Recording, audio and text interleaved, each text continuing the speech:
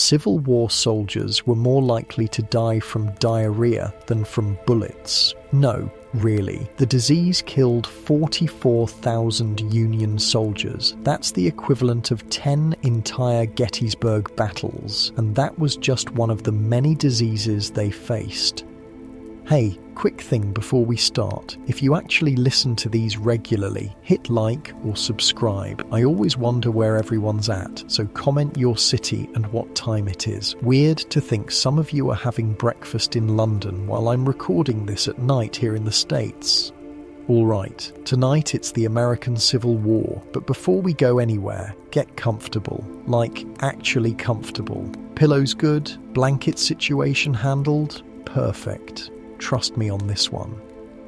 Your eyes open to early morning light filtering through canvas. April 1863, Union Army, somewhere in Pennsylvania. First thing you notice is the straw poking through your thin blanket, jabbing into your back like tiny daggers. The wool blanket you're wrapped in scratches your skin and smells like wet dog mixed with sweat, not like your plush mattress at home. What pulls you fully awake is the sound, a bugle blaring reveille, hundreds of men coughing, someone nearby groaning with stomach cramps. That's becoming a familiar sound in camp, too familiar. Get up, Fletcher captain's coming through. You're Thomas Fletcher, 16 years old, though your enlistment papers say 18. You've been in the Union Army for exactly 3 weeks, and every morning you wake up wondering what the hell you were thinking. Back on your family's farm in western Pennsylvania, this time of morning meant feeding animals and helping Ma with breakfast. Now it means rushing to get dressed before the officers come through, trying to find clean water to wash your face, and praying your stomach doesn't betray you like it did yesterday. I swear to God, says your tent mate Wilkins, a factory worker from Philadelphia, if I have to dig another latrine today, I'm deserting. He doesn't mean it, not really, but the sentiment is there. The ground outside is mud. Not regular mud, this special kind of mud made by thousands of men living in close quarters with poor drainage. It's mixed with horse manure, human waste that didn't make it to the latrines, and whatever else has been discarded. And the smell? Jesus. I can't even describe it properly. It was bad. Like gag reflex bad. You'd probably need to breathe through your mouth. You know what's wild? 3 weeks ago, you were so excited to join. You'd heard Lincoln's call for volunteers, listened to the recruiter talk about glory and saving the Union, watched the town celebrate as you and 5 other boys signed up. Your ma cried, but your pa looked proud. Said you were doing what needed doing. Nobody told you about the mud, or the food, or the dysentery. Fletcher uniform inspection in 10 minutes. Get your ass moving.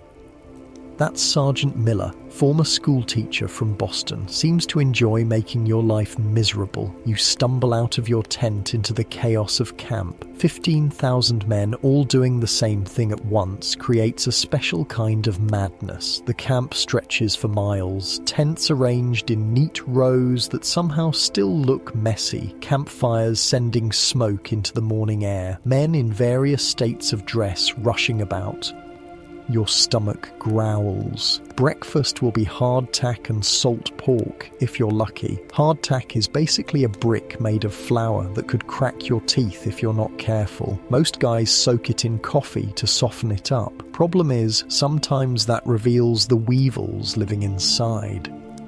Extra protein, the veterans joke. You're not laughing yet. Look alive, boys. It's Corporal Jenkins, looking way too chipper for this hour. Word is we're moving out tomorrow, heading south. The words send a jolt through you. South means closer to battle. You enlisted to fight, sure, but the reality of it is starting to sink in. They say Lee's army is on the move, Jenkins continues, lowering his voice like he's sharing state secrets. Could be the big one. William, the quiet farmer's son from Ohio who sleeps on your other side, looks up from lacing his boots. My pa says every battle is the big one until the next one comes along.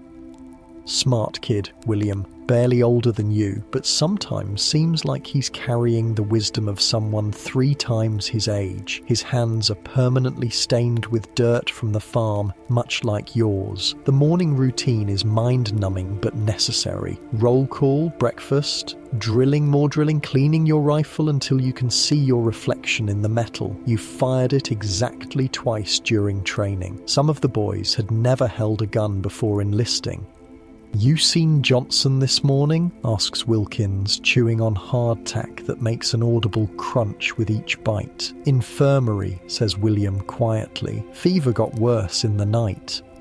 A moment of silence falls between you. 3 men from your company have already died of disease, and you haven't even seen battle yet. The infirmary tent is a place of nightmares, men moaning in pain, the smell of infected wounds and body odour, harried doctors moving from cot to cot with barely a glance at each patient. After breakfast, which is a generous way of describing what you just ate, it's drill time. 2 hours of marching back and forth across a muddy field, practicing formations that supposedly matter in battle. Forward march, right face, about face, load in 9 times, present arms. Your drill instructor is a weather-beaten man named Corporal Haynes who fought in the Mexican War. His voice carries across the field like thunder. "You call that a formation. My dead grandmother could make a straighter line again. The rifle is heavy. That's the thing nobody tells you. The Springfield Model 1861 weighs about 10 pounds, which doesn't sound like much until you're holding it at shoulder arms for an hour. Your muscles burn. Sweat trickles down your back despite the cool spring air. But Haynes keeps pushing. When you meet Johnny Reb on the battlefield, you'll thank me. Loading your rifle needs to be instinct. You hesitate, you die. You try not to think about the dying part.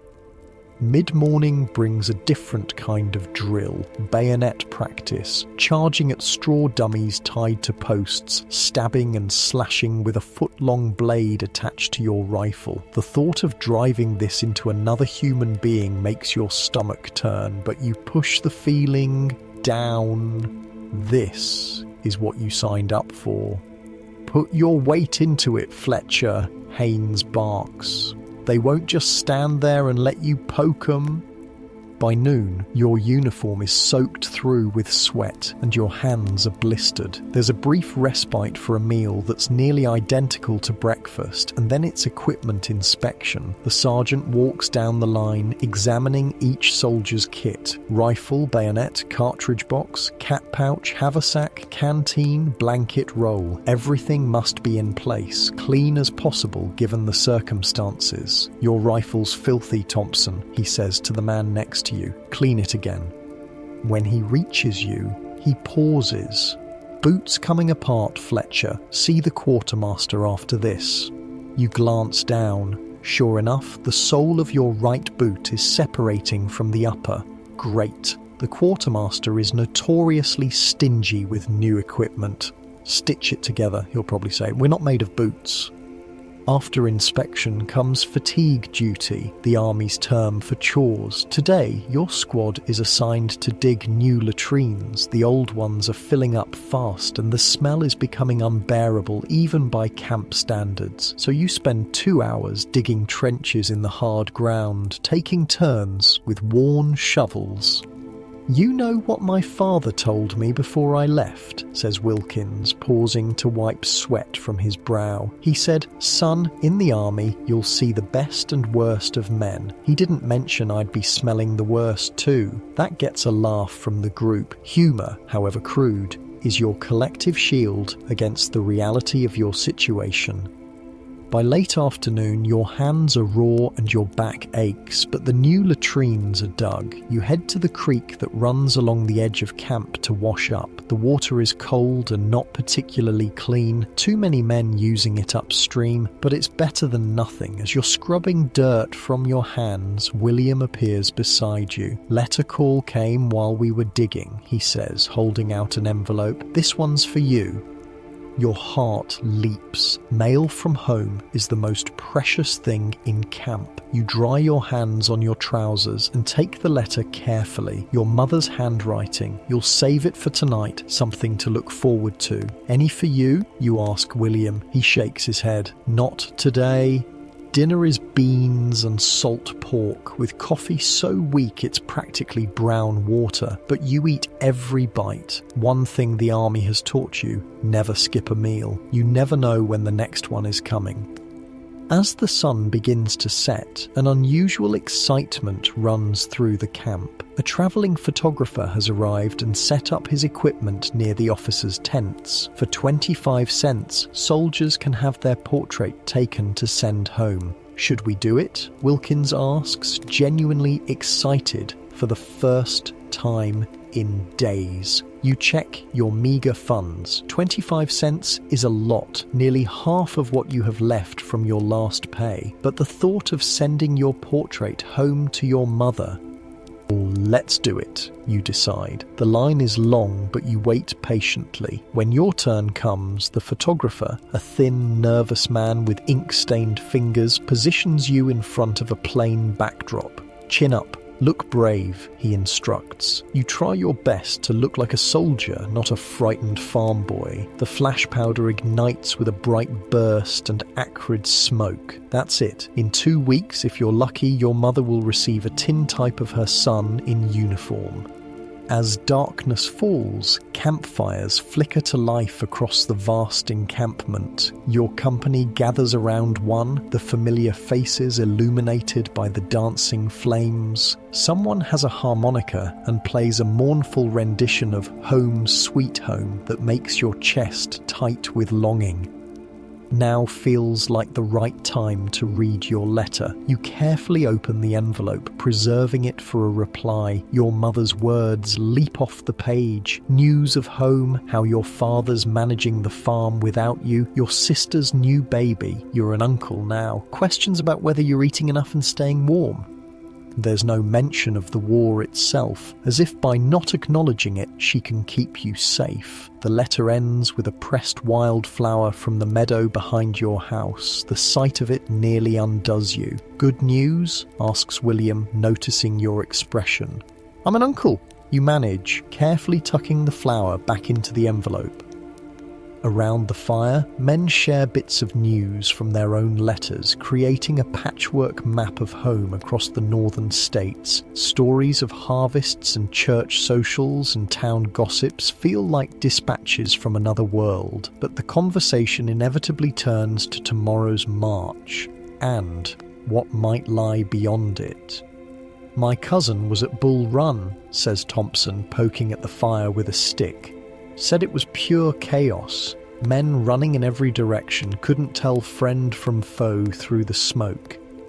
My brother fought at Shiloh, another soldier adds. Said the dead were so thick on the ground you couldn't walk without stepping on somebody. You listen silently, fear coiling in your stomach. These are the stories they don't print in newspapers, that recruiters don't tell wide-eyed boys signing their names. Enough of that talk, Jenkins interrupts. We'll face what comes when it comes. No use borrowing trouble. Wise words, but cold comfort as you return to your tent for the night. The canvas structure seems flimsy protection against what awaits you in the days ahead. You settle onto your bedroll, the straw crackling beneath you. Outside, the sounds of camp gradually quiet, the occasional laugh, a bout of coughing, the distant neigh of horses. Above the tent, through a small gap in the canvas, you can see stars dotting the night sky. The same stars shine over your family's farm, over the Confederate camps somewhere to the south, over a country tearing itself apart. Sleep comes fitfully, as it always does in camp. Your dreams are a confusion of home and war, familiar faces and nameless fears. Tomorrow, you march toward whatever waits beyond the horizon. What you don't know yet is that this relatively comfortable camp life, despite its hardships, will soon seem like luxury. The mud, the poor food, the endless drilling, all of it preparing you for something much worse. But for now, you sleep, rifle within arm's reach, surrounded by men who were strangers 3 weeks ago and now know your snoring patterns. In the morning, the bugle will wake you again and the next chapter of your war will begin. The bugle sounds before dawn, jerking you from what little sleep you manage to get. Outside your tent, the camp is already stirring, an anthill of activity as 15,000 men prepare to march. "Rise and shine, princess," Wilkins says, already pulling on his boots. "Today's the day we earn our glory." "Or our coffins," William mutters, but only you hear him. Breakfast is hardtack and lukewarm coffee. You've learned to pound the hardtack into crumbs and mix it with coffee, creating a grey paste that's easier to swallow than trying to bite the rock-hard biscuit. Tastes like wet cardboard, but it fills the stomach. By first light, you're standing in formation with your company. The morning air is crisp, mist hanging low over the fields. Captain Hayes paces in front of the line, his boots polished despite the mud. He's young for a captain, maybe 25, with a neat moustache and eyes that have already seen too much. "Men," he says, voice carrying across the silent ranks. "We march south today to join the main army, 10 miles at least. Light packs, full canteens. Any man who falls out will answer to me personally. 10 miles doesn't sound too bad. Back home, you'd walk that far, just checking fences." But that was without a 10-pound rifle, 40 rounds of ammunition, a bayonet, canteen, haversack, and everything else the army deems necessary. The regiment moves out with surprising order, each company filing into place on the road. From your position, you can see the column stretching ahead and behind, thousands of men in blue, a giant centipede winding through the countryside. The early sun glints off rifle barrels and brass buttons. Flags snap in the breeze. It would be beautiful if it wasn't terrifying. "You know what's crazy," Wilkins says, as you settle into the marching rhythm. "More people in this column than live in my entire hometown." He's right. It's hard to wrap your head around. All these men from farms and factories and shops across the Union, now moving as one massive organism toward whatever waits ahead. The first hour passes easily enough. The road is decent, spirits are high, and some men even sing as they march. John Brown's body echoes up and down the line. You join in at the chorus, feeling a part of something bigger than yourself. Then the road turns to mud. Recent rains have transformed the route into a brown soup that sucks at your boots with every step. What was a steady march becomes a slog. The singing dies away, replaced by curses and laboured breathing. Your pack straps dig into your shoulders. Each step requires extra effort to pull your foot from the mire. This, Wilkins pants beside you, is bullshit. 2 hours in, and the first men begin to fall out. Not many, mostly the obviously sick or elderly, but enough to notice the gaps forming in the column. An officer on horseback rides alongside, shouting encouragement that sounds more like threats. "Keep moving, any man stopping will face court-martial." By noon, your uniform is soaked with sweat despite the cool spring air. Your feet are screaming, blisters forming where your damp socks rub against poorly fitted boots. The column halts briefly beside a stream, officers allowing 15 minutes to refill canteens and relieve yourselves. You collapse on a patch of grass, legs trembling with fatigue. William sits beside you, face pale beneath a layer of road dust. Neither of you speaks, saving energy for what's ahead. Wilkins, somehow still energetic, drops down beside you and pulls off his boots. "First rule of marching," he says, inspecting his feet. "Take care of these, or you're finished." He produces a small tin of grease from his pocket and begins rubbing it on the raw spots. Got this from an old Mex War veteran. Sheep fat mixed with beeswax. Stops the rubbing. He offers you the tin. The grease smells rancid, but you apply it gratefully to your own blistered heels. It's disgusting, but feels instantly better. "How far you reckon we've come?" William asks, accepting the tin next. Wilkins squints at the sun. 5-6 miles, maybe. Halfway there, if the captain was telling the truth. The thought isn't comforting. The 15-minute rest ends too quickly. Back on your feet, back in formation, back to putting one foot in front of the other. The road climbs now, winding up a gentle hill that feels like a mountain to your tired legs. As you crest the rise, something new appears ahead. Wagons, dozens of them coming toward the column. Ambulance wagons painted white with red crosses. The column parts to let them pass, and that's when you get your first real look at war.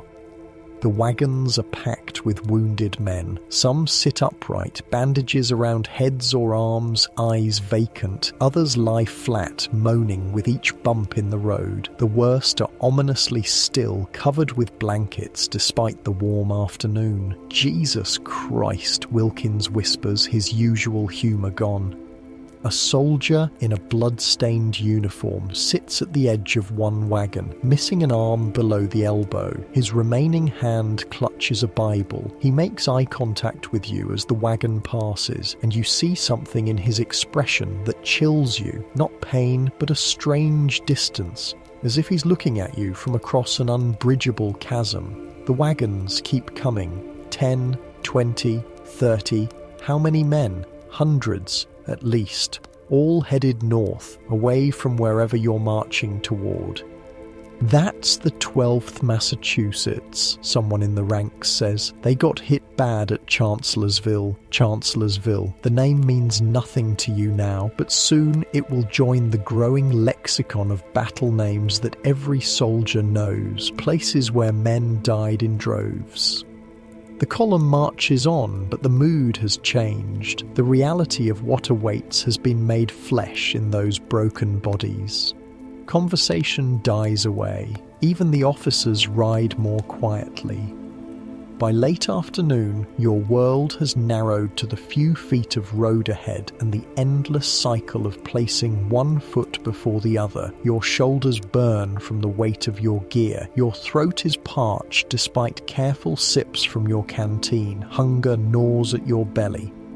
When the order finally comes to make camp, it's like a reprieve from execution. The regiment files off the road into a large meadow, already filling with other units. Tents go up with practiced efficiency, despite exhausted hands. Fires flicker to life as darkness falls. You sit with your company, too tired to even complain, watching the coffee boil in the shared pot. Your feet throb inside your boots, but you're afraid to remove them, not sure you can get them back on over your swollen feet.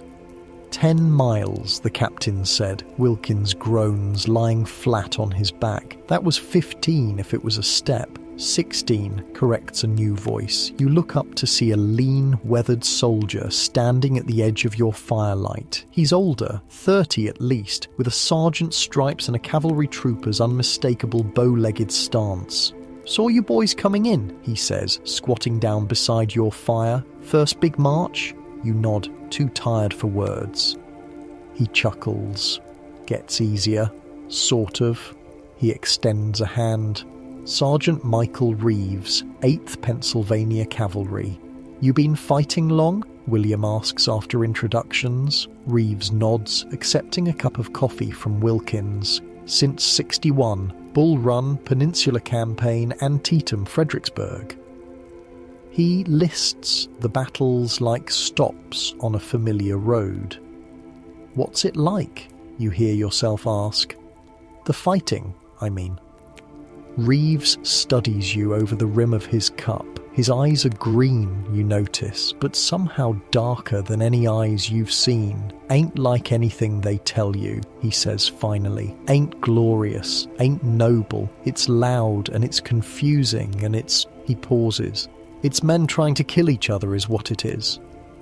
He must see the fear in your faces because his expression softens slightly. Look, you're in a good outfit. 6th Corps has solid leadership. Stay together, do what your officers tell you, and most of you will make it through. Most, not all. The word hangs in the air. Any of you boys know how to play poker? Reeves asks, changing the subject.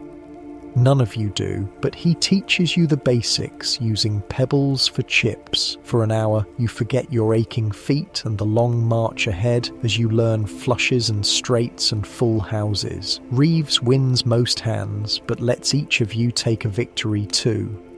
As the game winds down, he becomes reflective. Been at this 2 years now, he says, shuffling the worn cards with practiced ease. Seen things I hope you boys never do, but I'll tell you this, it ain't the Rebs you need to fear most out here. What then? Asks William. Yourself, Reeves says simply. Fear will kill you faster than any bullet. Man gets scared enough, he freezes up or he runs. Either way, he's done for. He deals another hand, then continues. But there's something worse than fear out here. You wait for him to continue, not sure you want to hear it. Indifference, he says. Seen it happen to good men. They stop caring, stop seeing the dead as people, start thinking of everything as just something to get through. He taps the deck. That's when you lose something you don't get back.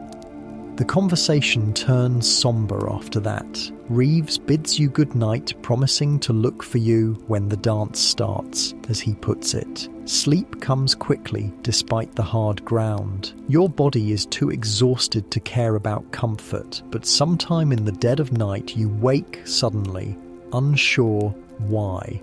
Then you hear it, screaming. Not battle cries or calls for help, but the terrible sound of a man trapped in his own mind. Night terrors, William whispers beside you. My uncle got 'em after the Mex War. Somewhere in the vast encampment, a soldier is reliving horrors in his sleep. The screams eventually stop, but sleep is harder to find afterward. Dawn arrives with the inevitable bugle. Your body protests every movement, muscles stiff from yesterday's march, but there's no choice. The army moves on with or without you. Breakfast is meagre. The supply wagons are running behind, the quartermaster explains. You divide hardtack and share coffee, everyone getting less than they need. As your company forms up, you notice gaps in the ranks. Some men who started yesterday aren't here today, fallen out, sent to the ambulance wagons, or simply disappeared in the night. Desertion is rarely mentioned, but everyone knows it happens.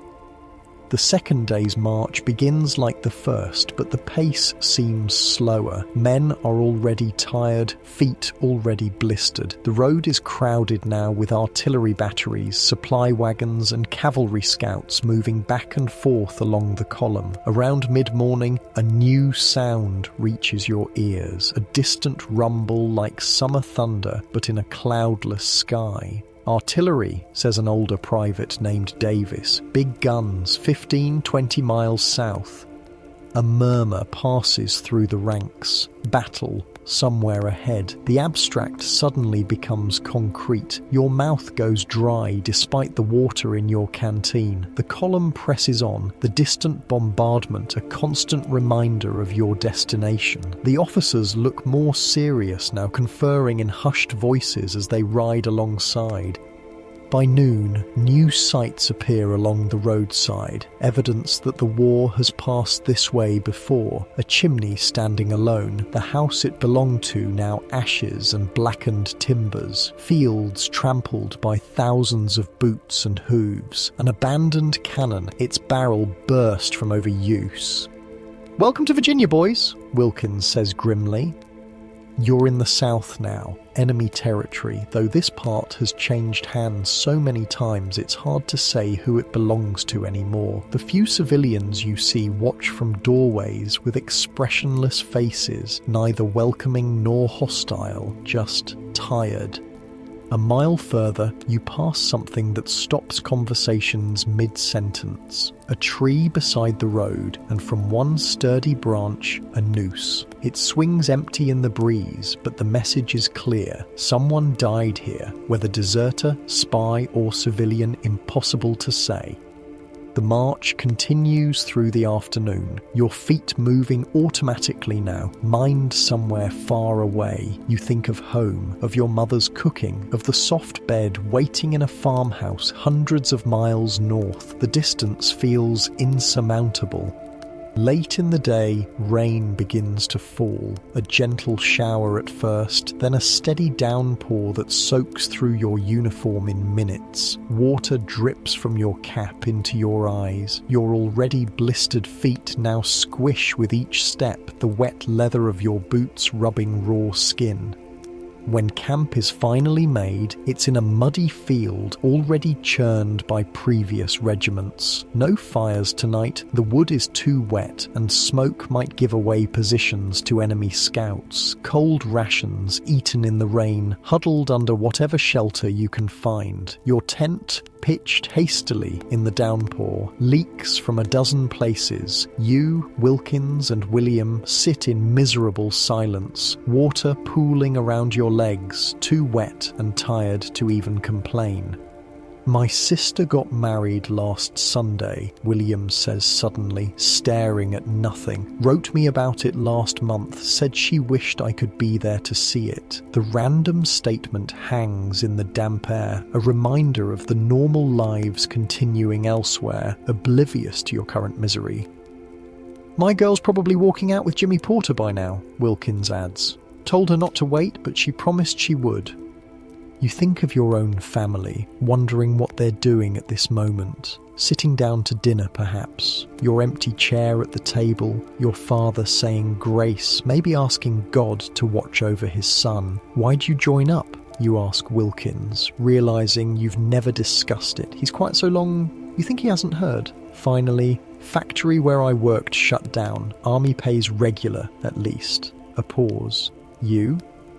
The truth is complicated. Patriotism, yes. Adventure, certainly. But mostly because everyone expected it, because saying no seemed harder than saying yes. "Seemed like the right thing," is all you say. William nods, as if this makes perfect sense. "My older brother died at Antietam," he says softly. "Felt like I owed it to him." The rain drums on the canvas above. Somewhere in the vast camp, a harmonica plays a melancholy tune that seems to capture everything you're feeling. Sleep comes in fits and starts, your body too uncomfortable for true rest. Twice you wake to roll away from water dripping directly on your face. Morning arrives grey and drizzly. The march resumes, somehow even more miserable than before. The mud is deeper, the fatigue more profound, the muscles more sore. But something new enters the equation today. Anticipation. The artillery sounds are closer now, no longer distant rumbles but distinct booms that occasionally shake the ground. Cavalry couriers gallop past the column with increasing frequency, carrying dispatches to and from the front. You're close now, close to whatever awaits. Around midday, the column halts more permanently than the usual short breaks. Officers ride back and forth, conferring and pointing. The men use the opportunity to rest, though the air of tension prevents true relaxation. "What's happening?" William asks, though none of you have answers. An hour passes before Captain Hayes approaches your company. His uniform is mud-splattered, but his voice is steady. "We'll be making camp here," he announces. "The main Union army is deployed 3 miles ahead. We join them tomorrow morning." The news sweeps through the ranks like wildfire. Tomorrow you might see battle. As tents are raised and fires lit, rumors fly faster than cavalry scouts. The Confederate army is just beyond that ridge. No, they're retreating toward Richmond. Lee himself is commanding the Southern forces. No, he's miles away. The fighting will be minimal. No, it will be the biggest battle of the war. In this storm of speculation, Sergeant Reeves appears at your campfire again. He looks different today. Alert, focused, his cavalry uniform crisp despite the conditions.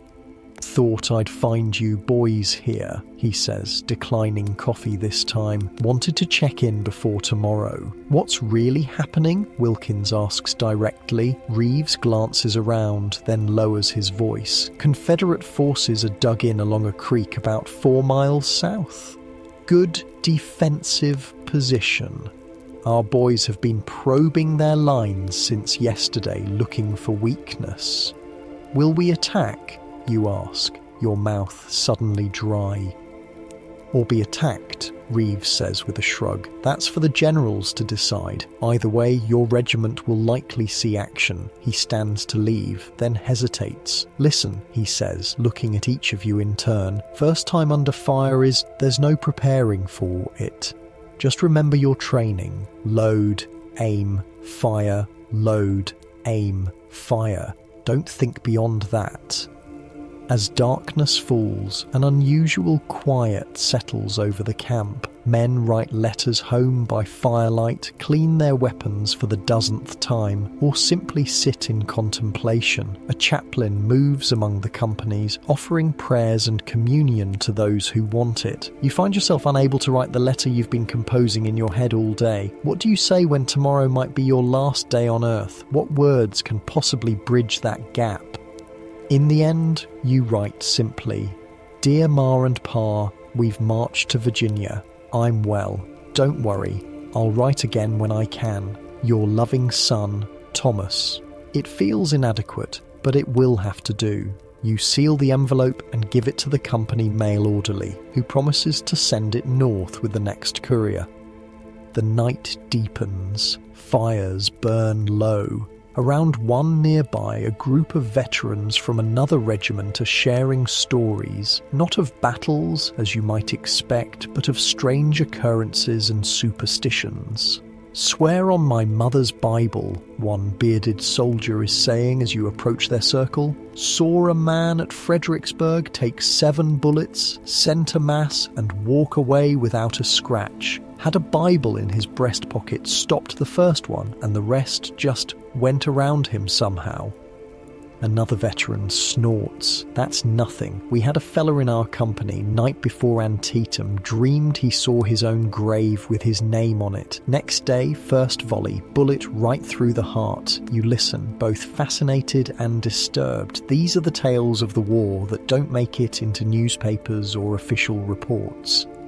"You know what keeps you alive out there?" asks a third soldier, a sergeant with an empty sleeve pinned up. "Not luck, not skill. It's having something to live for. Man wants to see home again bad enough. Somehow the bullets miss him. Or having something worth dying for," adds another quietly. You return to your own fire thoughtful. Wilkins is cleaning his rifle again, though it's already immaculate. William stares into the flames, saying nothing. None of you mentions tomorrow. As you settle onto your bedroll for what might be your last peaceful night, you find yourself hyper-aware of everything. The scratch of wool blankets, distant laughter from another campfire, the occasional whinny of horses. Life, in all its messy detail, suddenly precious. Sleep, when it finally comes, is surprisingly deep. Your exhausted body overrides your anxious mind, and in the black hours before dawn, the bugle calls you to what waits ahead. The bugle tears through darkness, jerking you from sleep. For a moment, disorientation grips you. Where are you? Then reality crashes back. Virginia, the army, today. Around you, the camp erupts into activity. Men stumbling from tents, officers shouting orders, the clatter of equipment being gathered in the pre-dawn gloom. No time for proper breakfast, just hardtack stuffed into pockets and cold coffee gulped down between preparations. Captain Hayes moves through the company, his face grim. Full battle gear, 60 rounds of ammunition per man. Fill your canteens completely. Your hands shake slightly as you prepare. Loading your cartridge box feels different today. Each paper-wrapped bullet might soon be fired at another human being, or might save your life. The weight of your equipment, normally annoying, now feels reassuring, especially the bayonet. As the eastern sky lightens to grey, your regiment forms up with the others of your brigade. No drums this morning, no bands playing, just thousands of men standing silently in formation, breath fogging in the cool air. Colonel Montgomery, your regimental commander, rides to the front.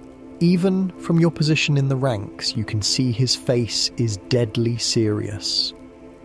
Men of the 140th Pennsylvania, his voice carries over the quiet ranks. Today we join the Army of the Potomac in battle against Confederate forces. You will conduct yourselves with courage and discipline. Remember your training. Remember why we fight. For the Union, for freedom. The speech is brief, lacking the fiery patriotism of recruitment rallies. This is different. This is real. The regiment moves out as dawn breaks, marching in column along a narrow country road. After about an hour, you notice a change in the surroundings. Fence rails torn down for firewood, trees splintered by artillery, deep ruts in the road from gun carriages, the signs of armies. Then you hear it. Not the distant rumble of yesterday, but actual gunfire. Sharp cracks of rifles, the heavier boom of artillery. It's still some distance away, but unmistakable now. Wilkins glances at you, sweat already beading on his forehead despite the cool morning. Guess they started without us. No one laughs. Humour feels strange now, out of place. The column quickens its pace. Messages pass up and down the line of officers. Ahead, you can see a ridge where other Union regiments are already deployed. Blue lines against the green hillside. "That's our position," Captain Hayes announces, pointing to an open field near the centre of the ridge. "We're reinforcing the line. As your regiment approaches, the sounds of battle grow louder. You can now distinguish individual volleys, the synchronised crash of hundreds of rifles firing at once. The ground occasionally trembles from artillery. Your mouth is desert dry despite water from your canteen. Your bowels feel loose. Veterans say it happens to everyone before battle, the body preparing to shed weight for flight or fight. Some men stop to relieve themselves at the roadside, ignoring the usual camp modesty. "Jesus," William whispers beside you. "Look at that." Beyond the ridge, smoke hangs over the distant tree line, white puffs from artillery mixed with the darker smoke of rifle fire. Through gaps in the smoke, you can see flashes of movement, men advancing, retreating, or falling. Colonel Montgomery halts the regiment at the base of the ridge. "Fix bayonets." The sound of steel blades clicking onto 1,500 rifle barrels sends a chill through you. This isn't drill anymore.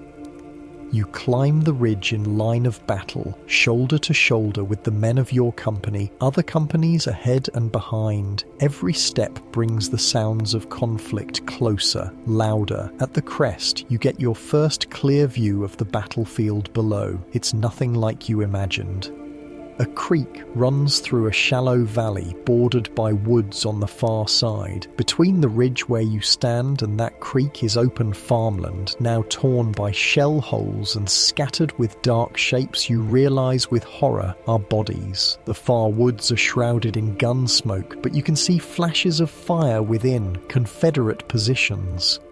Union batteries are positioned along your ridge, the artillerymen working their guns with mechanical precision. Every few seconds, a cannon fires with a deafening boom, adding to the constant crash of sound. Captain Hayes positions your company in a gap between two batteries.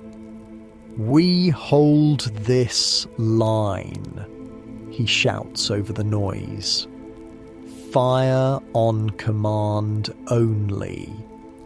You stand in the front rank, rifle gripped so tightly your knuckles are white. Beside you, William's face is pale, his lips moving in what might be prayer. On your other side, Wilkins stares ahead with strange intensity. Minutes pass like hours. The Confederate artillery has the range of your position now. Shells explode on the ridge, showering dirt and deadly fragments. You flinch at each explosion, fighting the urge to duck or run.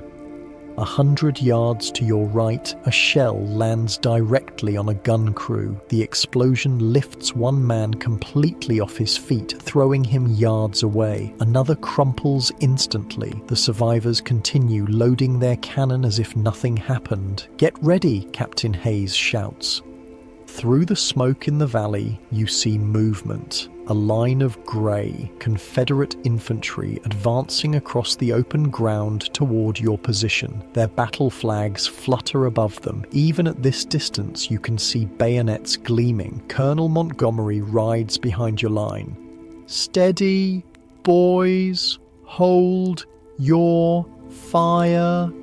The grey line advances steadily despite artillery tearing gaps in their ranks. They're within rifle range now, but still no order comes to fire. The waiting is its own kind of torture. The command finally comes when the Confederates are about 300 yards away. You raise your rifle, trying to steady it against your shoulder as you've practiced. But this is different from shooting at targets. These are men coming toward you, intent on killing you if they can. Fire. 1,500 rifles discharge as one. The noise is like physical force punching through your ears. The recoil slams your rifle butt against your shoulder. Smoke envelops the line, so thick you can hardly see. Through breaks in the smoke, you glimpse the effect of your volley. The Confederate line staggers, dozens of men falling, but they don't break. They continue advancing, and now they're returning fire. Bullets whip past with angry buzzing sounds. Some strike the ground, kicking up dirt. Others hit with the sickening thud of lead striking flesh. The man 2 spaces to your left jerks backward, a dark hole appearing in his forehead. He drops without a sound, dead weight. "Load," Captain Hayes orders. Your training takes over. Bite cartridge, pour powder, ram bullet, place cap. Each motion practiced hundreds of times, now performed with desperate urgency. Aim, fire. Another volley, another shock of noise and smoke. The rhythm continues. Load, aim, fire, load, aim, fire. As if time has compressed into just these 3 actions. Your world narrows to the rifle in your hands, the choking smoke around you, the grey line still advancing despite your fire. You lose track of how many volleys you've fired. Your shoulder aches from the rifle's recoil. Your ears ring so badly you can barely hear commands, following the actions of men beside you instead. The Confederate line has closed to about 100 yards, close enough to see faces beneath the hats, to distinguish officers from enlisted men. Someone screams to your right, not the scream of fear, but the higher, more terrible sound of agony. You don't look, can't look. Keep loading, keep firing. A new sound cuts through the chaos. The rebel yell. The Confederate line surges forward at a run, their high-pitched battle cry sending ice through your veins. "Stand firm," Colonel Montgomery shouts, riding behind your line. "Repel them with cold steel if..." His words cut off as a bullet strikes him. He slumps forward over his horse's neck, then falls heavily to the ground. The horse bolts. The Confederate charge reaches the bottom of the ridge and starts up the slope. They're only 50 yards away now, running hard despite their casualties. Captain Hayes draws his sword. Prepare to receive charge. You grip your rifle with bayonet fixed, heart hammering against your ribs. They're going to reach your line. This will be hand to hand. But then, movement to your left. Fresh Union troops arriving at a run, thousands of them, forming quickly into battle line. Their artillery unlimbers on a small rise, the crews working with frantic energy.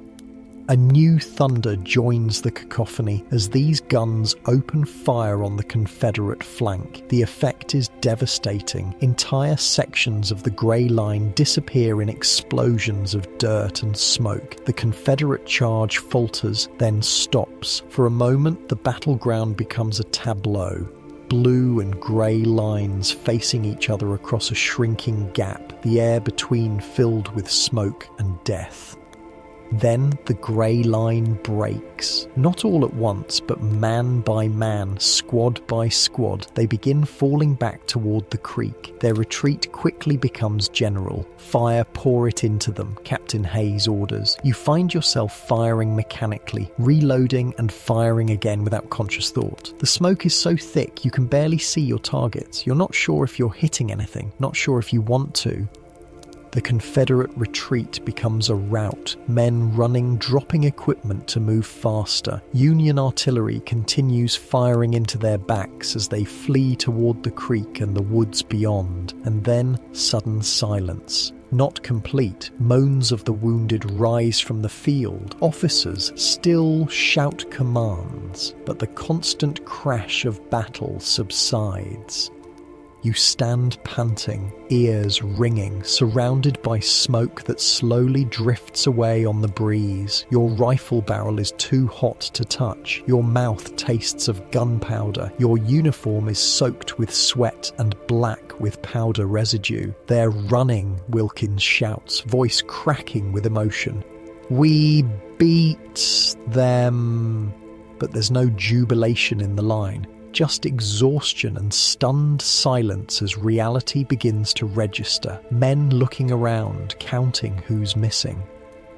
William stands beside you, pale but intact. Did you see the colonel go down? He asks, shakily. You nod, unable to form words yet. The image of Colonel Montgomery falling from his horse seems branded into your vision. Captain Hayes moves along the line, checking casualties. Your company has been lucky. Only 3 dead, a dozen wounded. Others fared worse. The company to your right lost over half its men. Get water and ammunition, the captain orders. This isn't over. He's right. In the distance, Confederate artillery still fires occasionally. Their infantry has retreated, but they're regrouping beyond the creek. This was just one engagement in what might be days of battle. The wounded are carried to the rear, where field hospitals have been established in farmhouses and barns. The dead are laid in rows, awaiting burial details. You help carry one of your company, a man named Ellis, who you barely knew, placing him gently beside others in blue uniforms. Hours pass in a strange blur. You help distribute ammunition, carry water to the artillery crews, build hasty breastworks along the ridge using fence rails and dirt, anything to stay busy to avoid thinking about what just happened, what might happen next. Late afternoon finds you sitting with Wilkins and William in the shelter of a stone wall. You're eating salt pork and hardtack, though none of you has much appetite. The food sticks in your throat, but you force it down, knowing you need strength. I never fired a gun at a living thing before today, William says quietly. Not even a rabbit? Wilkins nods. I kept imagining they were targets, like at drill. He pauses. Except targets don't scream when they fall. You say nothing. What is there to say? You're all trying to process experiences that have no frame of reference in normal life. You boys made it then. Sergeant Reeves appears beside your wall, dismounting from his horse with fluid grace. His uniform is dusty, and there's a bandage around his left forearm, but he seems otherwise intact. Your first taste of it, he says, sitting heavily beside you. Not a question. Is it always like that? You manage to ask. Reeves shakes his head. No, sometimes it's worse. He accepts a drink from your canteen. You held the line. That's what matters. We killed them, William says, voice hollow. We just killed them. They were trying to kill you too, Reeves replies, not unkindly. That's war. A shout from the ridge interrupts whatever else he might have said. Officers are calling men back to positions. In the distance, movement in the Confederate lines suggests another attack may be forming. Back to it, Reeves says, standing. Remember what I told you. Focus on the immediate. Load, aim, fire. The rest is... He gestures vaguely. The rest comes later. The expected Confederate attack doesn't materialize before darkness falls. Instead, both armies settle into an uneasy nighttime vigilance. Your regiment remains in position on the ridge, half the men awake at any time while others catch what sleep they can. You're among the first watch, standing in the darkness, rifle ready, staring toward where you know the Confederate lines must be, though you can see nothing. Occasionally, a flare illuminates the landscape, casting eerie shadows, or artillery fires blindly into the night. The strangest thing is the sound. Not battle noise now, but the moans and cries of wounded men still lying on the field between the lines. Men too badly hurt to crawl to safety or caught in the no man's land where neither side can safely retrieve them. Someone should help them, you whisper to no one in particular. Can't, responds a veteran nearby. Anybody goes out there gets shot. They'll send parties under white flags at dawn maybe, if both sides agree. The thought of wounded men lying all night in the darkness is almost worse than the battle itself. Some call for water, others for their mothers. Many just moan, a sound that seems to come from everywhere and nowhere in the darkness. When your watch ends at midnight, you find no rest in sleep. Nightmares jolt you awake repeatedly. Images of men running toward you with bayonets, of Colonel Montgomery falling, of faces you don't know staring with dead eyes. Dawn comes grey and misty. The valley below the ridge is shrouded in fog, obscuring whatever movement might be happening in the Confederate lines. The field of yesterday's battle is now fully visible, a landscape of discarded equipment, shell holes, and bodies. So many bodies.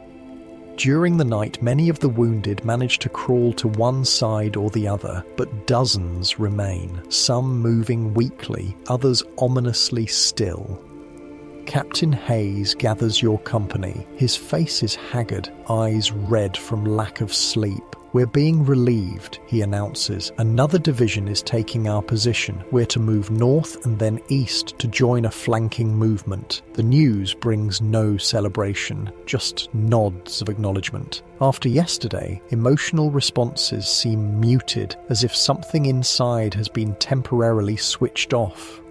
Your regiment marches away from the ridge by mid-morning. The sounds of battle resume behind you, the fight continuing with fresh troops. You feel a strange mix of guilt and relief at leaving. The march takes you through terrain untouched by yesterday's fighting. Farmland still neat and productive.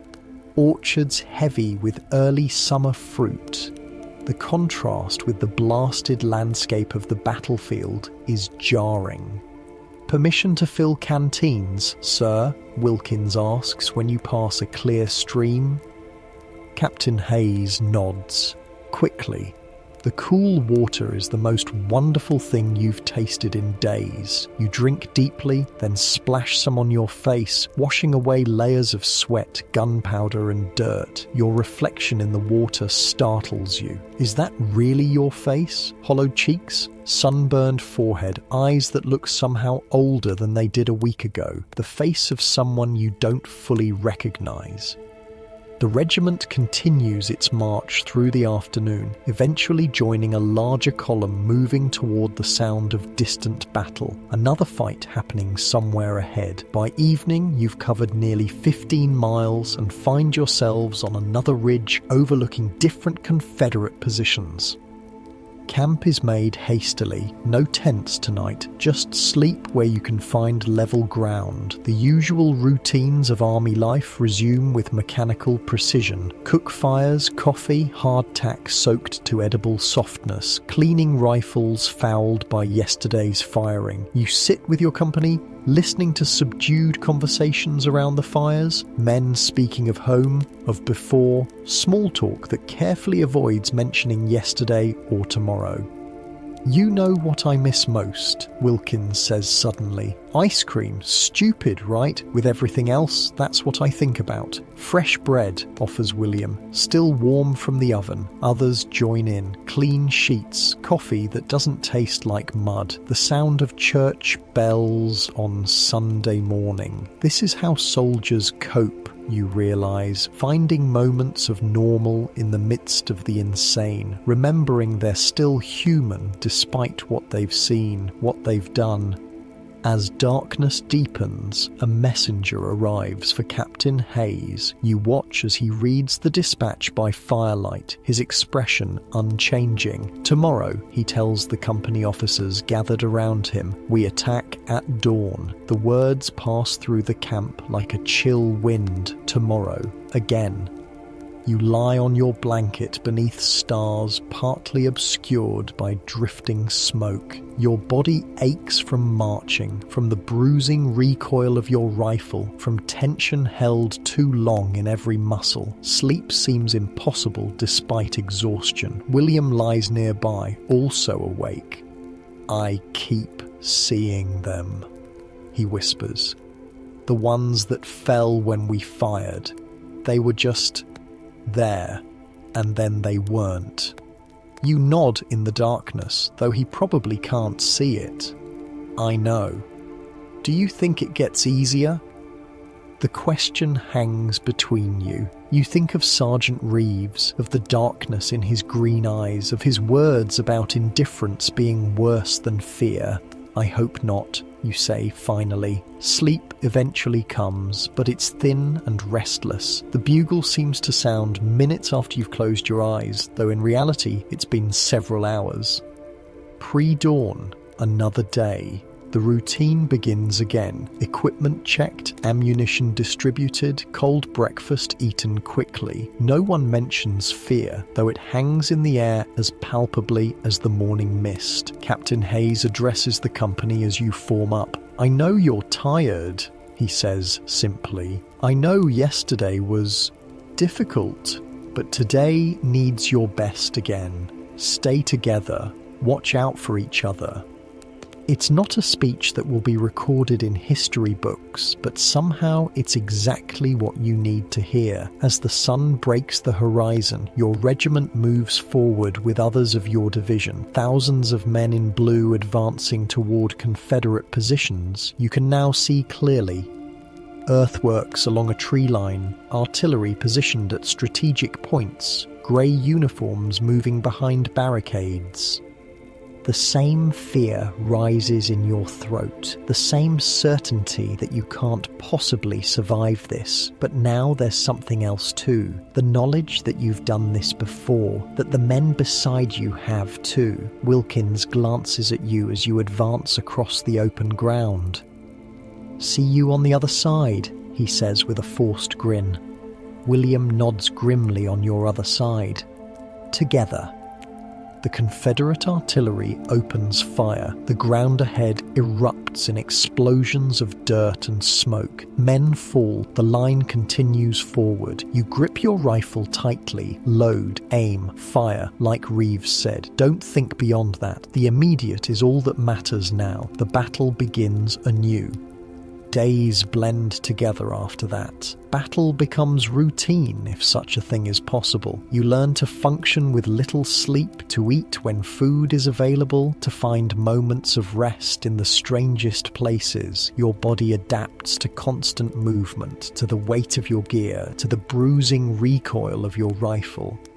The grand choreography of armies continues, marching, fighting, retreating, advancing. Sometimes you understand the strategy, often you don't. You're a small piece in an enormous machine, moving where directed without seeing the whole picture. 3 weeks into your first campaign, your regiment is pulled back from the front lines for rest and resupply. The camp established in a peaceful meadow feels like paradise after what you've experienced. Real tents, regular meals, no immediate danger of artillery shells tearing through your sleep.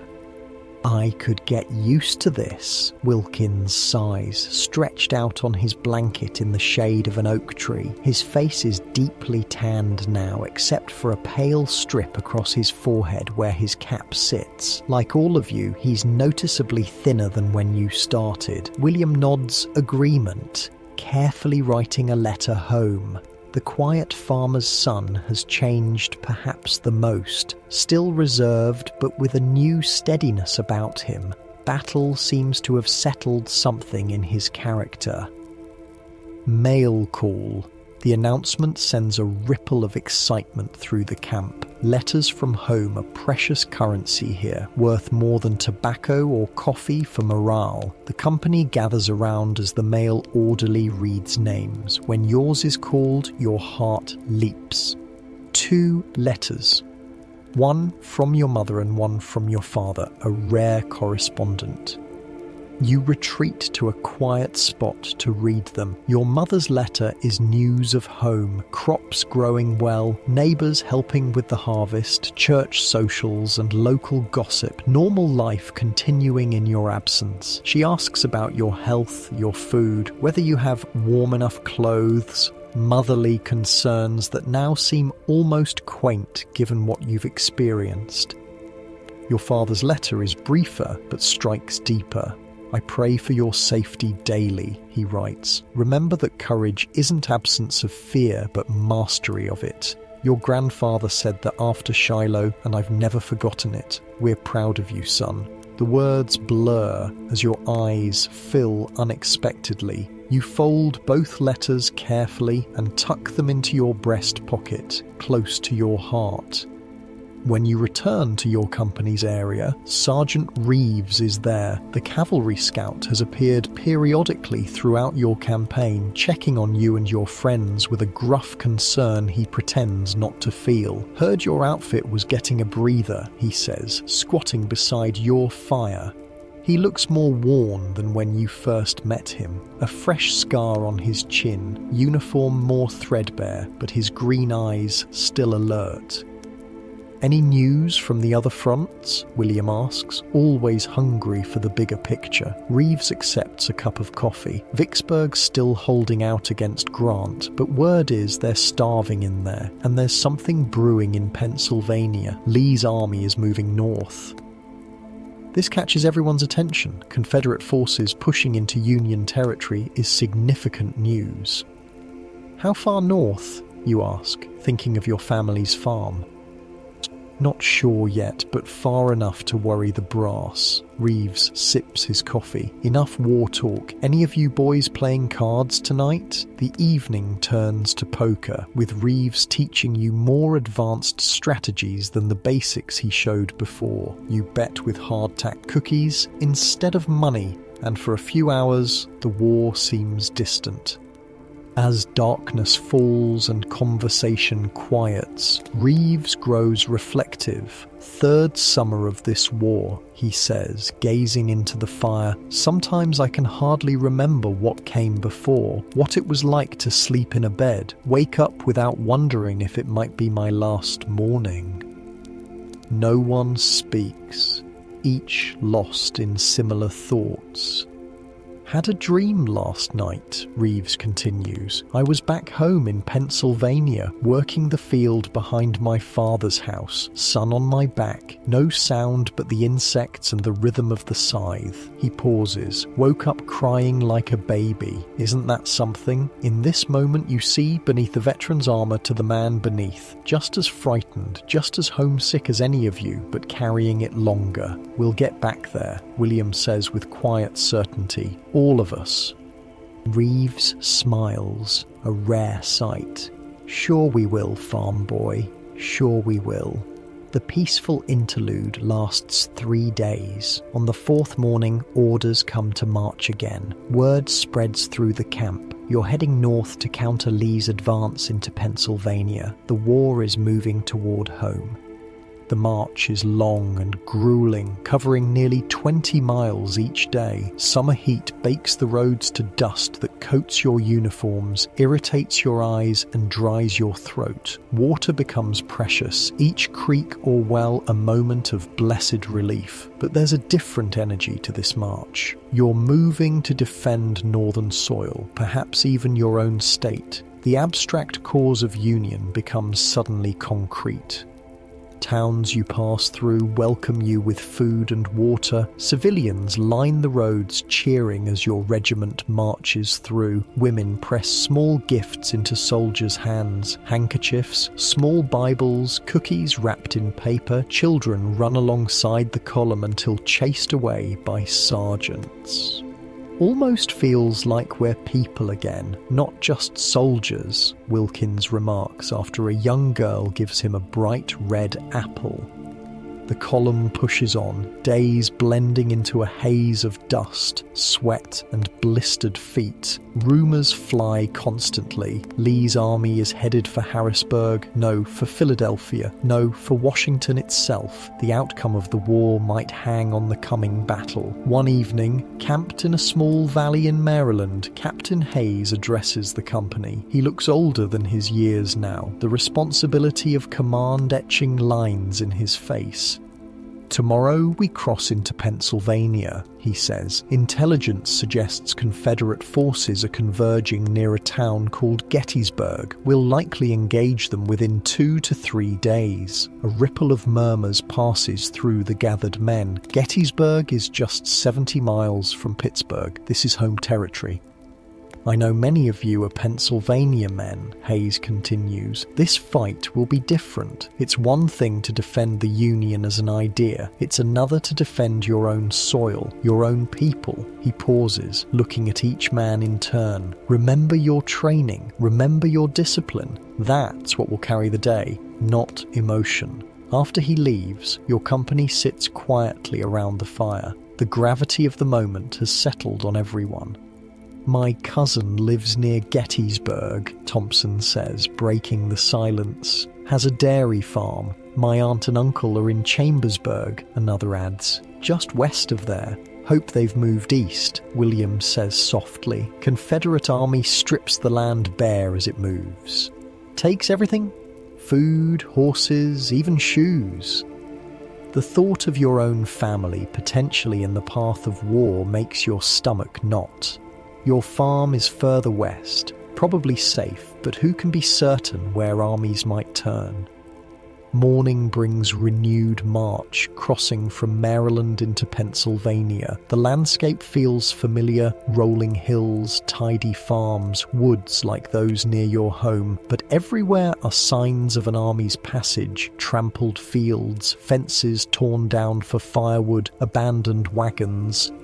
And increasingly, the injured, wounded men from cavalry skirmishes, bandaged and dazed, pass your column heading south. Ambulance wagons creak along the roads. The signs of battle grow more numerous the further north you push. On the evening of July 1st, your regiment halts a few miles south of Gettysburg. The distant thunder of artillery has been your companion all day, growing louder as you approach. The battle has begun without you.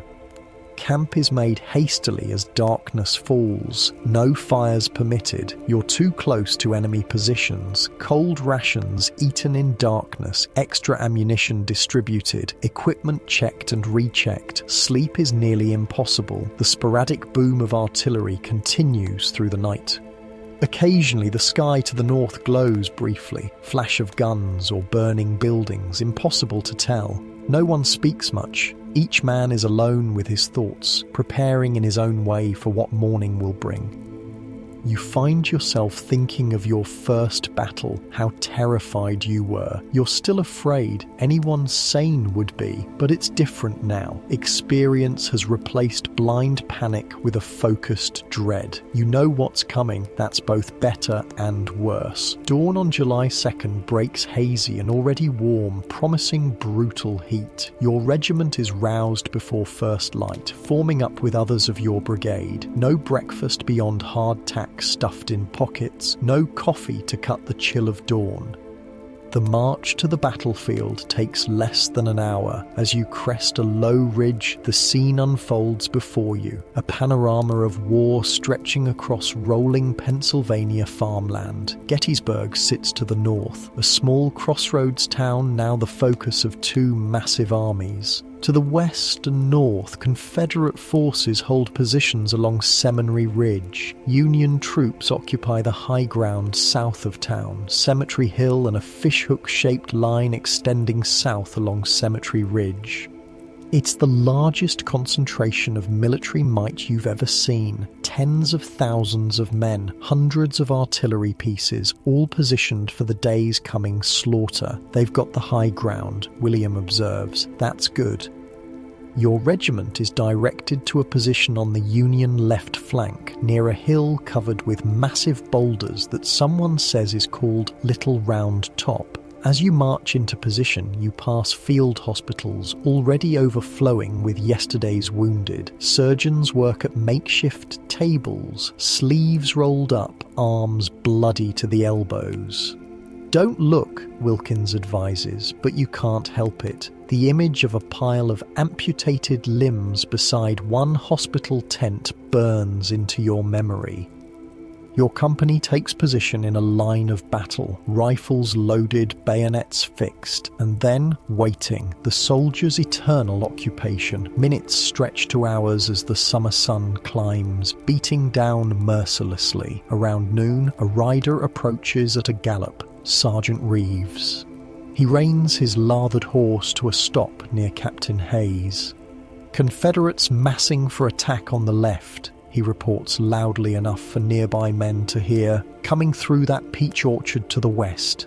Be ready. He catches your eye as he turns his horse, gives a quick nod and gallops back toward the Union command position. The warning ripples through the ranks. Men check weapons again, take sips from canteens, adjust equipment nervously. If something happens to me, William says suddenly beside you, there's a letter in my haversack for my mother. You nod. Same. Inside pocket. Mine's for my girl, Wilkins adds. Tell her I didn't suffer, even if I did. This conversation, or ones like it, happens before every battle, a soldier's will and testament entrusted to friends who might soon need the same favour. The attack, when it comes, is like a force of nature. Confederate artillery opens first, shells screaming overhead or exploding among your ranks. Men duck instinctively, though it offers little protection. The air fills with smoke, dirt, and the screams of the wounded. Then the rebel yell rises from the west, that high-pitched howl that still raises gooseflesh on your arms. Through the smoke and dust you see them coming, grey lines advancing through the peach orchard, battle flags held high. Steady, men, Captain Hayes shouts. Wait for the order.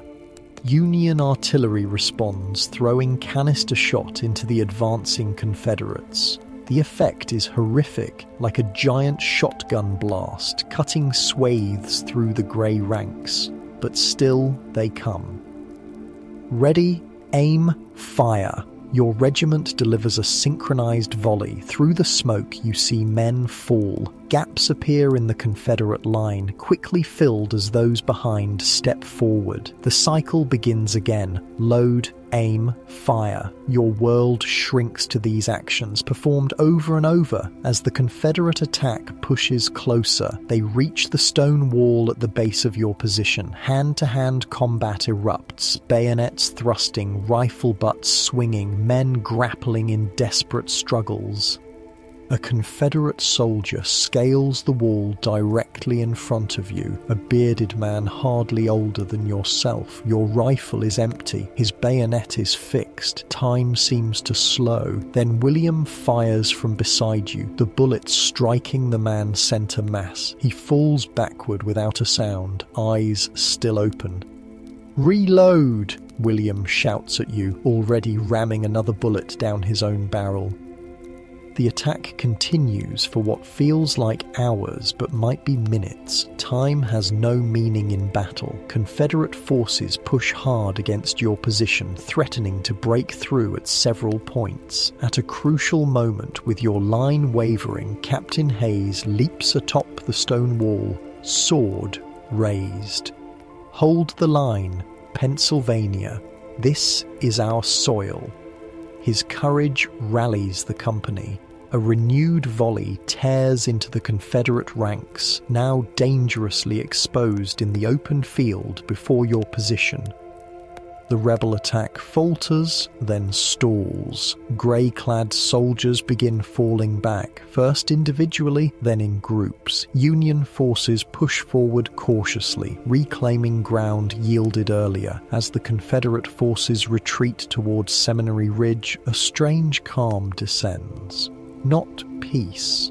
Artillery still fires intermittently, sharpshooters on both sides still crack away, but the immediate storm has passed. You stand dazed in the aftermath, ears ringing, throat raw from gunpowder and shouting. Around you, men check for injuries, reload weapons, help the wounded to the rear. The ground before your position is littered with bodies in grey and blue, fallen equipment, churned earth. William sits heavily on a rock, face blackened with powder except where sweat has cut trails down his cheeks. "We held," he says simply. Captain Hayes moves among the company, checking casualties, offering words of encouragement. His uniform sleeve is torn and bloodied, but he seems unaware of the injury. "They'll come again," he tells you and William. "Maybe not today, but tomorrow for certain. Lee can't afford to retreat without a decisive engagement."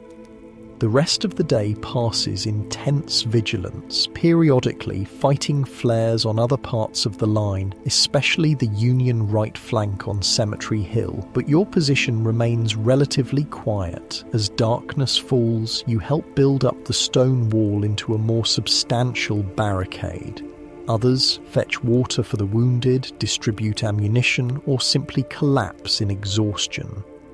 Wilkins returns from helping at a field hospital, his face ashen. "They're amputating down there like it's going out of style," he says, dropping beside you behind the wall. "Arms, legs, doesn't matter. Doc says it's remove or lose 'em to gangrene." You hand him your canteen silently. What can you say? This is the reality of your world now. The night passes fitfully. Most men sleep in shifts, keeping watch for Confederate movement. Occasional artillery fire lights the sky, but no major action comes. Dawn reveals the battlefield in harsh clarity. The bodies still lie where they fell, blue and grey together in death. Wounded men who couldn't be reached still call weakly for water or aid. The July heat will make their suffering worse as the day progresses.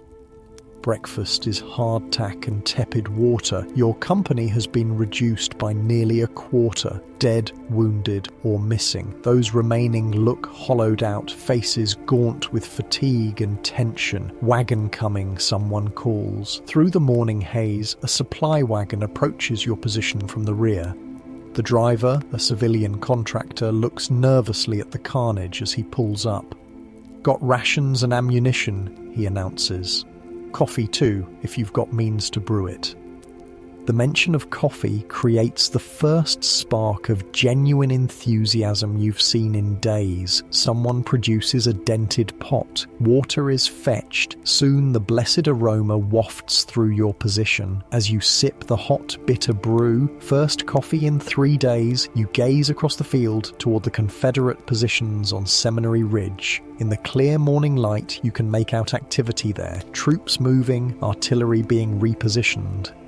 "They're getting ready for something big," William observes, following your gaze. Captain Hayes approaches, looking grim. Command believes Lee will launch his main attack today directly at the center of our line. "We're being held in reserve, but be ready to move quickly if needed." The waiting resumes, that terrible, nerve-shredding anticipation of battle.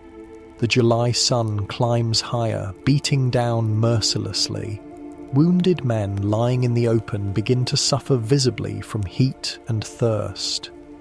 Around 1 o'clock, the relative quiet shatters. Confederate artillery opens fire all along Seminary Ridge, over 100 guns firing almost simultaneously. The bombardment is unlike anything you've experienced, shells raining down on Union positions with devastating effect.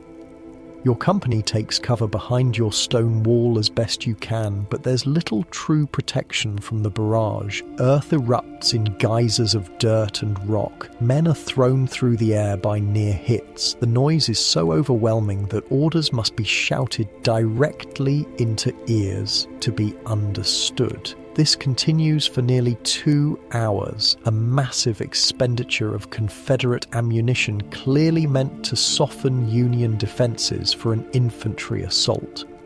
When the bombardment finally slackens, the silence seems almost as shocking as the noise was before. Men emerge cautiously from whatever cover they found, ears bleeding, uniforms coated in dust, movements dazed. Then you see it, grey lines forming on Seminary Ridge. Not at your position, but toward the centre of the Union line. "They're coming," William says, pointing. Nearly 15,000 Confederate troops begin advancing across the open ground toward the Union center, the largest single assault you've witnessed. Even from your position a mile south, the sight is awe-inspiring and terrible. Union artillery opens on the advancing lines. Huge gaps appear in the Confederate ranks, immediately filled as men close up. Still they come, maintaining formation despite devastating losses. Captain Hayes receives a dispatch from a courier. "We're moving," he shouts. Double quick to reinforce the center, your company forms up with the rest of the regiment, then begins running toward the point of Confederate attack. The ground shakes beneath your feet. From artillery, from thousands of men moving at once, from the very earth itself seeming to shudder at what's happening above. You run until your lungs burn, equipment jangling, sweat pouring down your face. The sounds of battle grow louder, the crash of rifles, screams of wounded, officers shouting commands. But before you reach the center, another courier intercepts your column. New orders: return to your original position. The assault will be met without you. From your stone wall, you watch the Confederate assault, later to be known as Pickett's Charge, break against the Union center like a wave against rocks. Men in grey reach the Union line in places, briefly penetrating the defences before being killed or captured. Most never make it that far, falling in the open ground under withering fire. Within an hour, it's over. The surviving Confederate troops retreat to Seminary Ridge, leaving thousands of dead and wounded on the field. The high water mark of the Confederacy, someone will later call it. As evening approaches, rain begins to fall. Gentle at first, then a downpour that washes the blood-soaked earth and offers some relief from the July heat. The wounded, still lying between lines, lift faces to the sky, catching rain in parched mouths. You sit with your back against the stone wall, rain soaking through your uniform, feeling a bone-deep weariness that transcends physical fatigue. Beside you, William and Wilkins are similarly silent, lost in private thoughts. 3 days of battle, tens of thousands dead or wounded. And for what? The same hills and fields that were here before, now transformed into a vast graveyard. Captain Hayes approaches, somehow still standing despite what must be complete exhaustion. They're retreating, he says, Confederate forces pulling back south toward Virginia. The news should feel like victory. Instead, it's received with numb acknowledgement. Too much has been seen, too much experienced for simple celebration. Get some rest, Hayes continues, his voice softening. You've earned it. Rest. The word sounds foreign, from another life. You close your eyes, rain washing your face clean of powder and dirt for the first time in days. Despite the discomfort, wet clothes, hard ground, the moans of wounded, sleep comes almost instantly. Your last thought before darkness claims you is of home, your own bed, soft and dry, waiting in a world that now seems impossibly distant.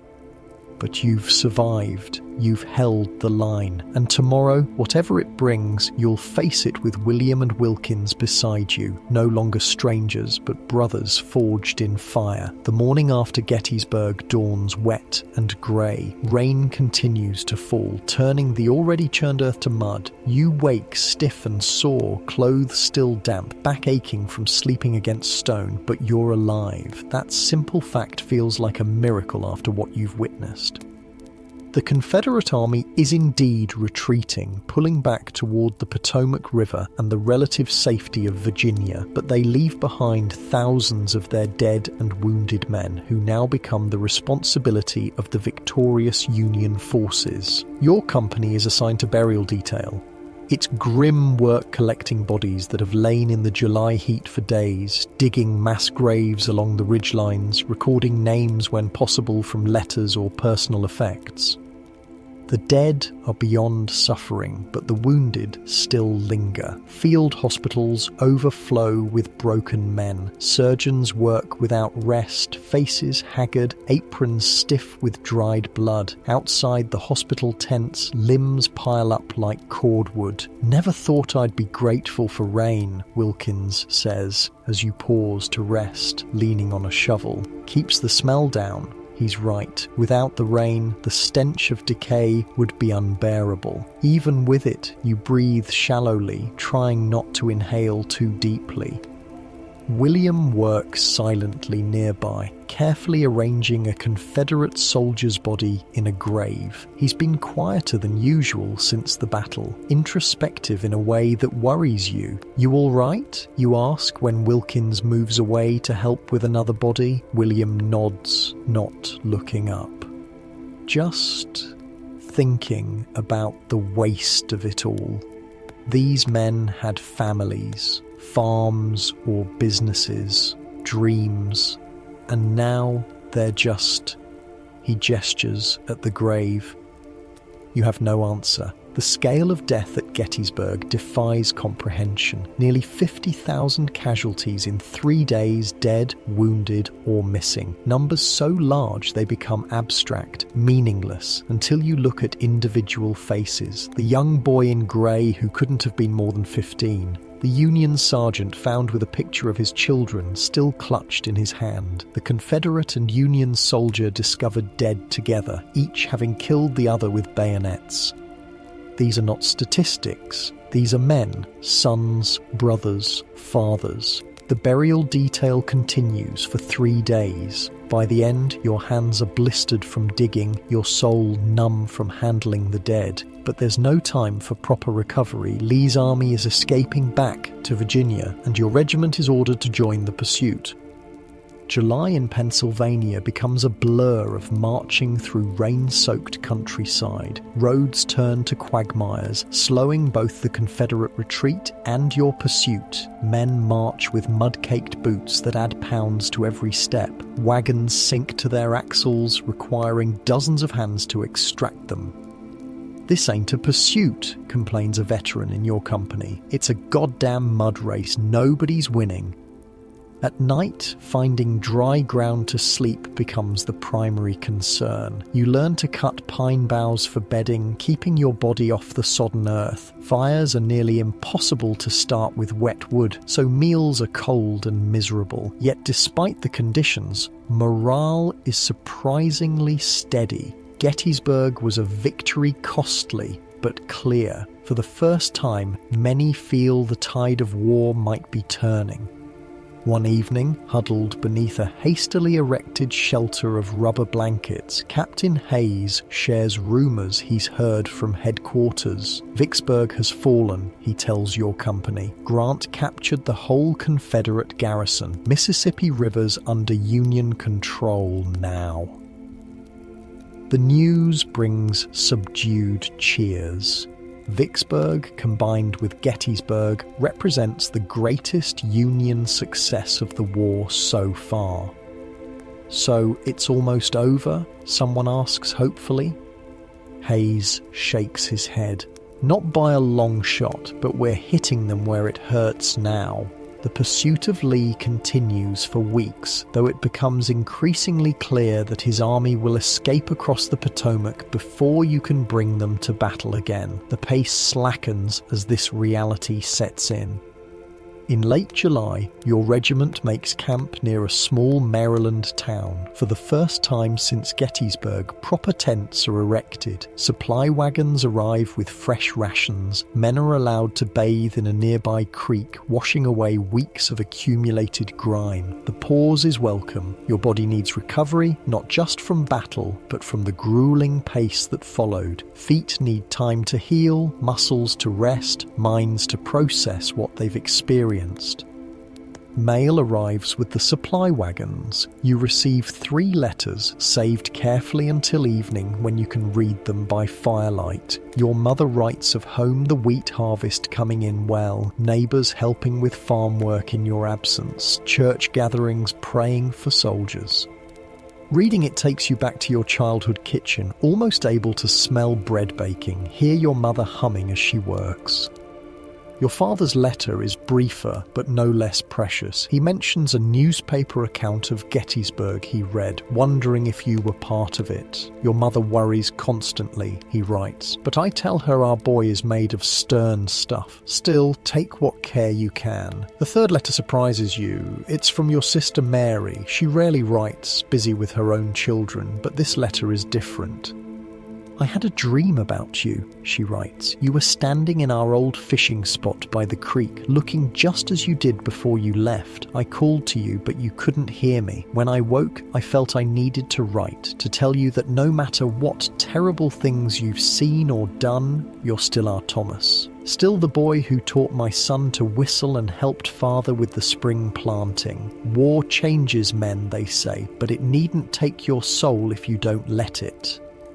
You fold the letter carefully, throat tight with emotion. How did she know exactly what you needed to hear? That night you sit with William and Wilkins beside your fire. For once, there's enough food, salt pork, beans, hardtack softened in coffee, and even some dried apple slices sent from a Ladies' Aid Society in Philadelphia. Got a letter from home? William asks, noticing your thoughtful expression. You nod. My sister says she dreamed about me. Wilkins snorts. My ma used to claim she could see the future in tea leaves. Said I'd marry a tall blonde. Only blonde in our town was Bessie Miller, and she had a face like a horse. The unexpected humour breaks your melancholy. You find yourself laughing, really laughing, for what feels like the first time in months. William smiles too, though his eyes remain distant. My brother used to write about his dreams. Before Antietam, he pokes at the fire with a stick. Sometimes I think I see him. Just glimpses, you know, at the edge of camp, during battle. The admission hangs in the night air. Not the kind of thing men typically share. You think he's watching over you? You ask quietly. William shrugs. Maybe. Or maybe I just can't let him go. My uncle lost his arm at Shiloh, Wilkins offers. Says he still feels it sometimes, itches he can't scratch, pain in fingers that aren't there anymore. He takes a swig from his canteen. Maybe it's like that. The dead leave pieces behind in us. This is new territory conversation, deeper than weather or rations or battle strategies. But something about the quiet night, the relative safety, the letters from home, has opened a space for such thoughts. I keep thinking about that Confederate boy at Gettysburg, you admit. The one who came over the wall, looked right at me before William shot him. Can't get his face out of my head. William nods. First one I've been sure I killed. In the other fights, you fire into smoke. Never really know if you hit anyone. He sighs. But him, I know. Does it bother you? Wilkins asks. Yes and no. William stares into the fire. If I hadn't shot him, he would have bayoneted Fletcher. I'd do it again. But still hurts. You finish for him. Yeah. The conversation shifts to lighter topics after that. Wilkins tells a story about sneaking into a neighbour's orchard as a boy and getting chased by geese. William describes his family's farm in Ohio. You share memories of fishing trips with your father, normal memories from before, when the world made sense. As others around the fire drift off to sleep, Sergeant Reeves appears, seeming to materialize from the darkness. He looks travel-worn, his cavalry uniform dusty from the road. "Evening, boys," he greets quietly, accepting the cup of coffee William offers. "Thought I'd find you here. Any news?" you ask. Reeves nods. Lee's across the Potomac, made it back to Virginia with most of his army intact. Could have been worse for them. He sips his coffee. Command's trying to decide what's next. Push into Virginia again, probably? The news settles on you with a heaviness. The war continues. Of course it does. Gettysburg was a victory, but not an ending. How much longer, do you think? William asks what you're all wondering. Reeves considers the question seriously. The Confederacy's bleeding resources now. Vicksburg cuts off their western territories, but they're fighting on home ground, which gives them advantages. He sighs. Another year, maybe two. Depends how much punishment they can take. How much we can deliver. Another year, maybe two. The time frame stretches before you like an endless road. You boys are different, Reeves observes after a silence. Since Gettysburg, I see it in your eyes. How so? Wilkins asks. You've seen the elephant now, really seen it, not just skirmishes or minor engagements. You were part of something that'll be in history books 100 years from now. Reeves stares into his coffee, changes a man. You think of your sister's letter. Does it have to? Reeves looks at you with those dark green eyes. Yes and no. You won't be the same, that's certain. Can't unsee what you've seen. Can't undo what you've done. He pauses. But you choose what to carry forward, what to leave behind. The conversation stays with you as you settle onto your bedroll later. Above, stars peek through breaks in the clouds, the same stars that shine over your family's farm, over the graves at Gettysburg, over the Confederate camps in Virginia. Sleep comes easier than it has in weeks. Real rest without the immediate threat of battle looming. Morning brings new orders. Your regiment will march east to join forces gathering near Washington, then likely push south into Virginia once more. The war's next phase is taking shape. As tents are struck and equipment packed, you notice a change in the camp's atmosphere. Men move with purpose, but without the desperate urgency of before. Veterans explain to newer recruits the best way to adjust pack straps, how to wrap feet to prevent blisters, which rations to save, and which to eat immediately. Knowledge passing down. Lessons learned. The army growing not just in size but in experience. Captain Hayes inspects your company before March, noting gaps in the ranks that will never be filled. Nearly a third of those who started at Gettysburg are gone dead, wounded, or missing. We'll be receiving replacements soon, he announces. New volunteers and conscripts. I expect you veterans to show them the ropes. Teach them what they need to know to stay alive.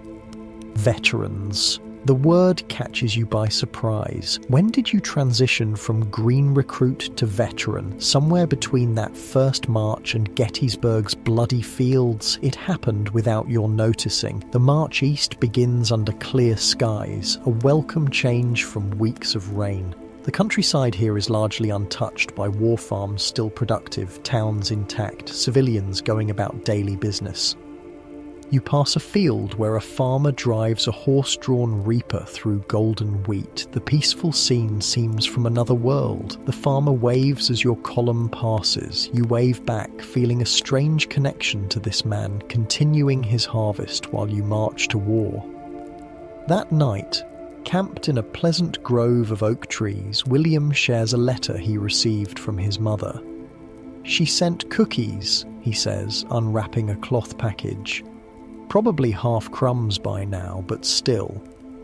The simple oatmeal cookies, indeed partially crushed, taste better than any fancy dessert you can remember. The three of you savour them slowly, making them last. My brother sent these before Antietam, William says, surprising you with another rare mention of his fallen sibling. I didn't share them. Ate them all myself. He looks at the remaining cookie fragments. Stupid thing to regret, but I do. He wouldn't hold it against you, you offer. William smiles faintly. No, he wouldn't. He was better than me that way. To brothers, Wilkins says suddenly, raising his canteen. Those here and those gone. You touch canteens together in the gathering dusk. To brothers. The march continues for days, eventually bringing you to a camp outside Washington City. Here, the Army of the Potomac is being reorganized, reinforced, and resupplied for the coming campaign into Virginia. New recruits arrive, boys looking even younger than you were when you enlisted, alongside older men with the weathered faces of farmers and labourers. They eye the veterans with a mixture of awe and apprehension. A lanky youth named Collins is assigned to your tent. He can't be more than 16, with a wispy attempt at a moustache and hands too big for his wrists. Is it true you fought at Gettysburg? He asks, eyes wide. You nod, continuing to clean your rifle task that's become almost meditative. What was it like? The question all new recruits ask, the one impossible to answer truthfully. You consider what to say. The boy deserves some preparation for what's coming, but not enough to terrify him into paralysis. Loud, you finally reply. Confusing. Not like the newspaper stories. You pause. Stay close to your company. Listen to the veterans. Don't try to be a hero. Collins nods seriously, absorbing this wisdom like gospel. And keep your feet dry, Wilkins adds from across the tent. Trench foot'll kill you quicker than any Reb bullet. You smile at this typical Wilkins practical advice. He's right though. The unglamorous realities of soldiering foot care, keeping your powder dry, knowing how to cook salt pork without burning it to leather, these things matter as much as marksmanship or courage. Washington brings other novelties, real food from sutlers' wagons, proper mail service, even occasional passes to visit the city. You send letters home with freshly purchased paper and ink, describing Gettysburg in carefully edited terms that won't worry your parents. One evening, you, William, and Wilkins use day passes to visit Washington. The capital is a strange mix of wartime urgency and civilian normality. Government buildings buzz with activity. Military couriers gallop through streets. Wounded soldiers on crutches mix with fashionably dressed ladies and businessmen in suits. You eat in an actual restaurant, your first proper meal in months. Beefsteak, potatoes, fresh bread with butter, coffee that doesn't taste of chicory. The luxury of it almost overwhelms you. Think we'll remember how to be normal when this is over? Wilkins asks, cutting into his steak with unaccustomed delicacy. The question gives you pause. Will civilian life ever feel natural again after what you've experienced? Will you fit back into the world of planting and harvest, church socials and barn raisings? We'll learn, William says with that quiet certainty that's become his hallmark. People adapt. After dinner, you walk through the city as darkness falls. Gas lamps illuminate the streets, music drifts from taverns and dance halls. For a few hours, you're just three young men enjoying an evening, not soldiers preparing for the next battle. The illusion shatters when you pass a military hospital. Even from outside, the sounds of suffering carry moans, occasional screams, orderlies calling for assistance. A surgeon stands smoking on the steps, his apron dark with old bloodstains.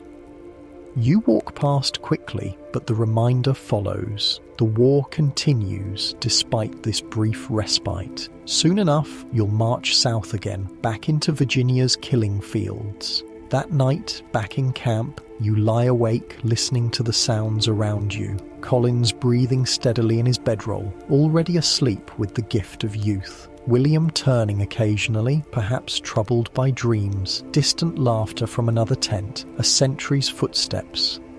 Tomorrow brings drill and preparation. The day after, perhaps orders to march, the war stretching ahead like a long road disappearing into fog. But tonight, you're safe, surrounded by friends who have become brothers. Your belly full, your body resting on relatively soft ground, stars visible through the tent flap, small comforts in a world gone mad. You hold them close, knowing their rarity, their worth.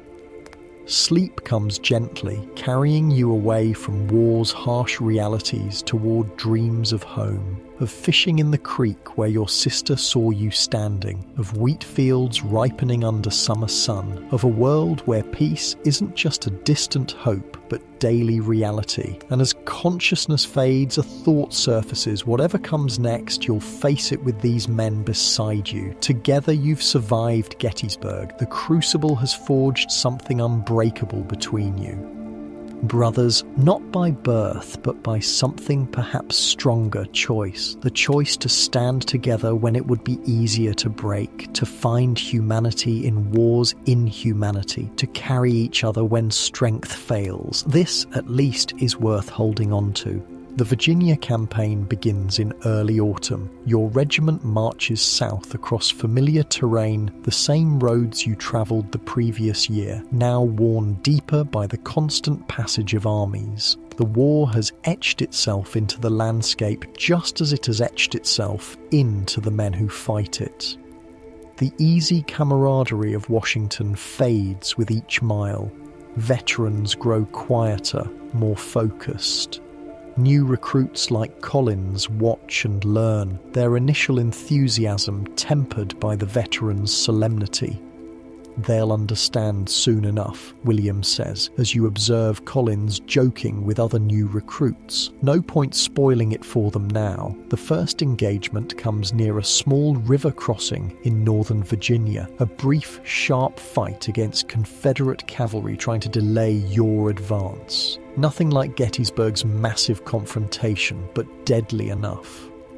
Collins freezes the first time bullets fly. You grab him by the shoulder, force him down behind cover. Load, you tell him firmly. Then aim, then fire, just like in drill. The simplicity of the instruction breaks through his panic. He nods, fumbling a cartridge from his box with shaking hands. By the fight's end, he's functioning, if not smoothly, at least effectively. "Thanks," he says afterward, embarrassed. "Don't know what happened to me." "Happened to all of us," you assure him, remembering your own first time under fire. Gets easier, though perhaps easier isn't the right word. More familiar might be better. The fear never truly leaves. You just learn to function despite it. The campaign continues through September and October, a series of maneuvers and minor engagements as the Union Army probes for weakness in Confederate defenses. Unlike the desperate days following Gettysburg, this is methodical, strategic warfare, grinding the enemy down through persistent pressure rather than dramatic charges. The changing season brings new challenges. Autumn rains turn roads to mud again. Nights grow colder, dew soaking bedrolls by morning. The summer's abundance gives way to harder foraging as fields are harvested or burned. During one cold, wet March, Wilkins develops a cough that doesn't improve with rest. By evening, he's feverish, struggling to keep pace. Just need to sleep it off, he insists, though his face is flushed and his breathing laboured. Captain Hayes, passing by during evening inspection, notices immediately. "Hospital tent," he orders, now private. Wilkins starts to protest, but is overcome by a coughing fit so violent he nearly falls. You and William help him to the regimental hospital, a large tent near the centre of camp where the surgeon has established his practice. The tent is already crowded with similar cases: pneumonia, bronchitis, various fevers. The mortality from disease still outpaces battlefield deaths, though improved camp hygiene has helped somewhat. The surgeon examines Wilkins briefly. Pneumonia likely. Keep him warm, plenty of fluids. He hands you a small bottle of dark liquid. Laudanum for the cough, just a few drops every 4 hours. You and William take turns sitting with Wilkins through the night, forcing water and broth between coughing spells, administering the laudanum that brings brief respite from the racking cough. "If I die from a damn cold after surviving Gettysburg, I'm going to be really annoyed," Wilkins manages between coughs, his attempt at humour undermined by the fear in his eyes. "You're not dying," William says firmly. "We didn't carry you this far to lose you to a cough." By morning, Wilkins' fever has worsened. The surgeon returns, listens to his chest and frowns. He needs to go to the general hospital, can't treat this properly here in the field. An ambulance wagon takes Wilkins and other serious cases to a larger hospital established in a nearby town. You watch it leave with a hollow feeling. So many who go to those hospitals never return to their units. "He'll be all right," William says, though he sounds uncertain. Wilkins is too stubborn to die. The march continues without him. War doesn't pause for personal concern or grief. The regiment pushes further south, eventually joining the main Union Army near Rappahannock Station. Here, a more significant battle unfolds, Union forces launching a surprise attack on Confederate defensive positions. Your regiment is part of the main assault, charging across open ground toward enemy trenches under heavy fire. The familiar rhythm returns, loading, firing, advancing by rushes, the chaos and noise of battle enveloping everything. But something is different this time. You move through the actions with a detachment that wasn't there before. Your fear exists but seems distant, observed rather than experienced. Is this what becoming a veteran truly means? This strange separation between what you feel and what you do? The assault succeeds. Confederate forces retreat across the river, leaving behind hundreds of prisoners and several artillery pieces. A clear victory, though with the customary cost in dead and wounded. Among the wounded is Collins, a bullet through his left arm. Painful, but not life-threatening. You help him to the field hospital, where surgeons are already at work on more serious cases. "Will they take it off?" Collins asks, staring at his bloody sleeve with terror. You shake your head. "Clean wound through and through. They'll patch you up." You don't add that he's lucky that soldiers pray for exactly this kind of wound when they must be hit at all. Serious enough for a ticket away from the front, but not permanently disabling. As winter approaches, the campaign winds down. Both armies settle into semi-permanent camps along the Rapidan River close, enough to observe each other's movements but separated by the natural barrier and mutual exhaustion. Your regiment establishes winter quarters, a process you've now experienced enough to approach with efficiency. Small log huts rise along the company streets, each housing 4 to 6 men. Fireplaces of stone and mud provide warmth. Beds are built of pine boughs covered with blankets. Compared to summer tenting or marching, it's almost comfortable. William and 2 other veterans from your company share your hut. Collins is still at the hospital, and Wilkins remains a question mark. No word has come from the General Hospital, no letter. In the Army's vast bureaucracy, men can disappear from their units and never be properly accounted for. We should write to his family, William suggests one evening as you sit by the fire, just in case. The thought is painful, but he's right. You volunteer to draft the letter, knowing Wilkins mentioned a mother and sister in Philadelphia. You write carefully, explaining his illness, expressing hope for his recovery, but acknowledging the uncertainty. It feels terribly inadequate. Days settle into the routine of winter camp. Picket duty along the river, gathering firewood, improving huts with whatever materials can be scrounged, drill when weather permits. The war continues, but at winter's slower pace. Christmas approaches with little fanfare in camp. There are no decorations, no feasts being prepared, but the mood lightens somewhat as packages begin arriving from home cookies, warm socks, small luxuries sent by families trying to reach across the distance. You receive a box from your mother woolen mittens she knitted, a fruitcake dense enough to survive the journey, and a letter full of news from home. Your father has built a new barn, your sister's youngest has started school. The apple trees produced well this fall. Normal life continuing in your absence. There's comfort in knowing home still exists, unchanged by what you've experienced. A place where war is still a distant thing happening to other people.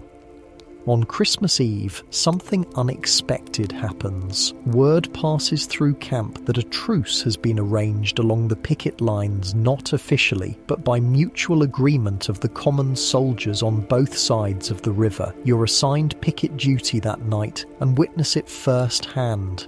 Confederate soldiers on the opposite bank call across the water, their voices carrying in the still, cold air. "Hey, Yank, Merry Christmas." "Same to you, Reb."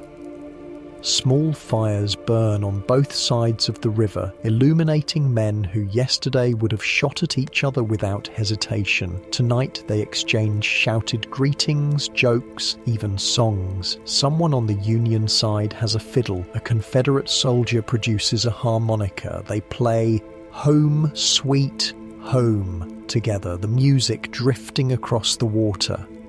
For a few hours, the war pauses. Men remember they're human beings first, soldiers second. Tomorrow they'll resume trying to kill each other, but tonight allows a glimpse of what peace might feel like. You stand your watch, rifle leaned against a tree, warming your hands at the small fire.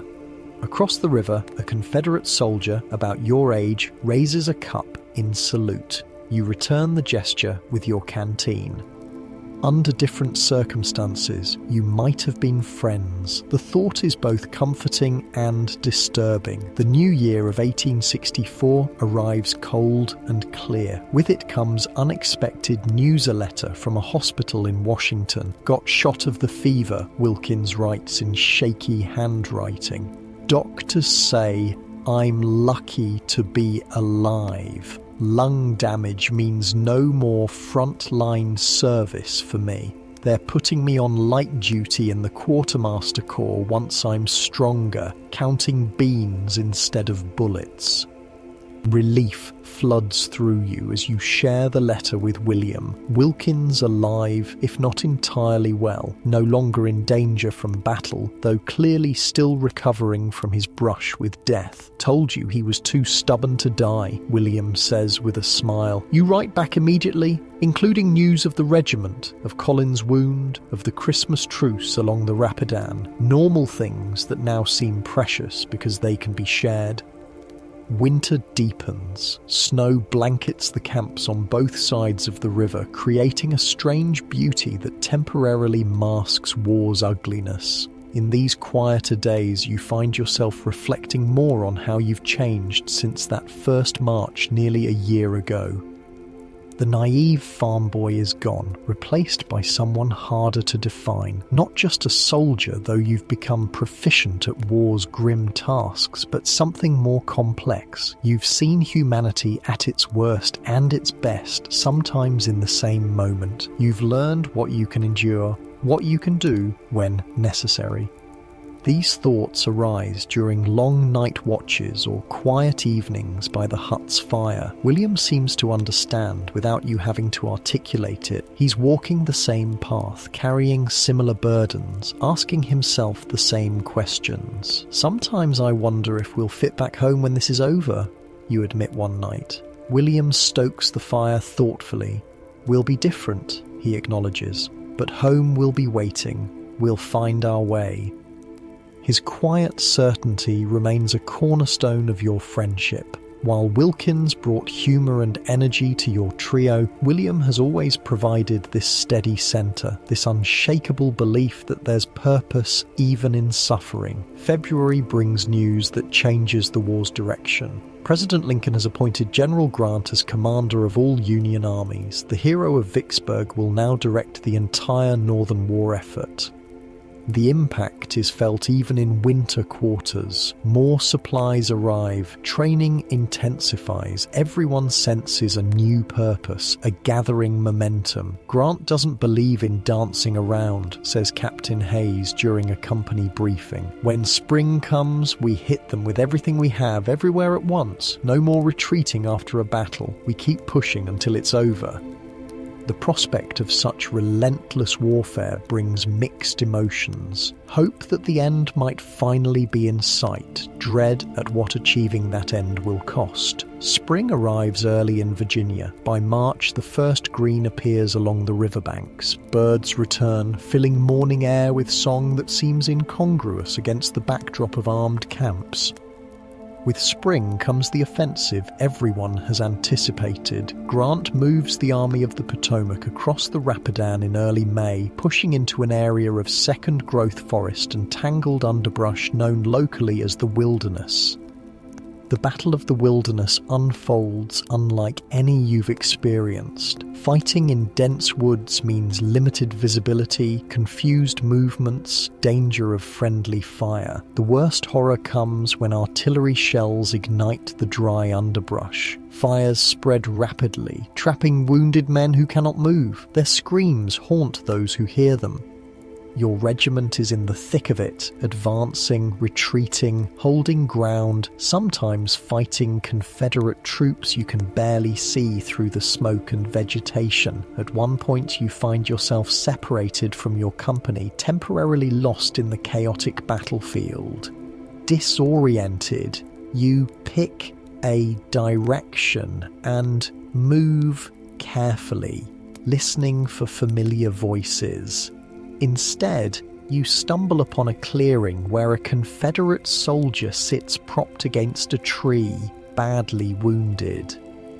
He raises a pistol weakly as you appear. You bring your rifle up instinctively. For a moment you face each other, fingers on triggers, then recognition dawns. Not of the individual, but the situation. Another human being, someone's son trapped in the same nightmare as you. You lower your rifle slightly. After a hesitation, he lowers his pistol. "Water?" he asks, voice raspy from smoke and thirst. You approach cautiously, then kneel to offer your canteen. He drinks gratefully, revealing a neck wound that's been roughly bandaged but still seeps blood. "Thanks, Yank." He hands back the canteen. "Don't suppose you'd point me toward our lines before you go?" You hesitate, then gesture south. "That way, I think. Maybe half a mile." He nods, attempting to rise but failing. "Might just wait here a while." You both know he'll likely die if not found soon. The knowledge hangs between you. "I'll tell your stretcher bearers where to find you," you say finally, "if I run into them." A nod of acknowledgement. Nothing more needs saying. You continue through the burning woods, eventually finding your way back to Union lines. True to your word, you tell a Confederate prisoner being escorted rearward about the wounded man's location. Whether he was saved, you'll never know. Just one small moment of humanity in a battle characterized by its absence. The fighting continues for days, moving southeast from the wilderness to Spotsylvania Courthouse. Grant implements his new strategy even after bloody repulses. The Union Army doesn't retreat but sidesteps, continuing to press Lee's forces. The cost is staggering. Thousands fall daily. Ambulance wagons form endless processions to the rear. Field hospitals overflow. Yet the army continues advancing, slowly pushing the Confederates back toward Richmond. In late May, your regiment participates in a massive frontal assault at Cold Harbor. The attack is a disaster. Thousands of Union soldiers fall in minutes against well-entrenched Confederate positions. William goes down during the charge, a bullet striking his thigh. You and another soldier drag him behind a small rise, providing minimal cover from continuing fire. "How bad?" he asks through gritted teeth. You cut away his trouser leg to examine the wound. The bullet has passed through the fleshy part of his thigh, missing bone and major blood vessels. Serious, but not immediately life-threatening. "You'll live," you tell him, using his own belt as a tourniquet. "Might even keep you out of action long enough for this damn war to end." When stretcher bearers arrive, William grips your hand. "Don't do anything stupid while I'm gone," he says. "I expect to see you after." "Count on it," you promise. As they carry him away, a strange emptiness settles over you. First Wilkins, now William. The trio that formed at the war's beginning has been reduced to just you. The summer campaign grinds on. Grant continues pushing Lee's army back, eventually crossing the James River and approaching Petersburg, a critical rail junction south of Richmond. Here, the mobile war transforms into siege warfare. Trenches extend for miles. Artillery duels replace infantry charges. Progress is measured in yards, not miles. You find yourself assigned as acting sergeant following casualties among non-commissioned officers. The responsibility sits uneasily at first, making decisions that affect others' lives, but you grow into the role. Teaching new recruits, maintaining discipline, looking out for your squad's welfare. One hot July afternoon, Captain Hayes summons you to company headquarters, a slightly larger tent distinguished mainly by a camp table serving as a desk. "Letter for you, Fletcher," he says, holding out an official-looking envelope. "From Washington. The contents are unexpected orders transferring you to a new assignment. You've been recommended for officer training. If you accept, you'll report to a school established in Philadelphia to prepare sergeants for commissioning as lieutenants." "It's a good opportunity," Hayes says, noting your surprise. "You've got the makings of an officer. The men respect you." You ask for time to consider, though the decision feels already made. The war has changed course no longer, just enduring until it's over, but committing to seeing it through, perhaps even leading others. That night, you write letters to William, recovering in a Washington hospital, to Wilkins, now working in the Quartermaster Corps, to your family, explaining your decision to remain in service rather than coming home when your enlistment ends. The war has become, in some strange way, a responsibility you cannot set down. Not yet. Your replacement arrives before your departure, a sergeant from another company being consolidated with yours due to casualties. You brief him on the men, their strengths and quirks, the little details that might keep them alive. Collins is a good soldier but needs confidence. Jackson knows more than he lets on listen to him when he speaks up. Simmons makes the best coffee in the regiment, worth sharing your sugar ration. The sergeant nods, understanding the true currency of leadership, knowing your men as individuals, not just as rifles in a line. Your departure from the Petersburg trenches comes without ceremony. A handshake from Captain Hayes, good wishes from the men of your squad, then the long journey north, first by wagon to City Point, then by steamship to Washington, finally by train to Philadelphia. The contrast between frontline conditions and the relatively normal life of Philadelphia is jarring. People go about their business, shops are open, children play in parks. The war exists here only in newspaper headlines and the occasional sight of wounded veterans. Officer training is intensive 8 weeks of tactics, military law, leadership principles, practical exercises. You throw yourself into it, determined to learn everything that might help keep men alive in your care. During a weekend liberty, you visit Wilkins at the quartermaster depot where he works. His face lights up at the sight of you, though you're shocked by his appearance, gaunt, with a persistent cough that interrupts his speech. "Look at you," he wheezes, taking in your new uniform. "Lieutenant Fletcher, who'd have thought it?" You spend the day together, sharing memories of earlier campaigns, news of mutual acquaintances. He's received letters from William, who expects to recover fully, though he walks with a pronounced limp. "We made it," Wilkins says as evening approaches. "The three of us. Different ways, but we made it." You nod, understanding what he means. Surviving isn't just about breathing, it's about carrying something forward, finding purpose in what you've endured. The war enters its final phases as you complete training. Grant maintains pressure at Petersburg. Sherman captures Atlanta, then begins his march to the sea. Confederate territory shrinks month by month. You receive your commission in late 1864 and orders to join a new regiment being formed of veterans and fresh recruits. As a second lieutenant, you command a platoon 40 men whose lives now partly depend on your decisions.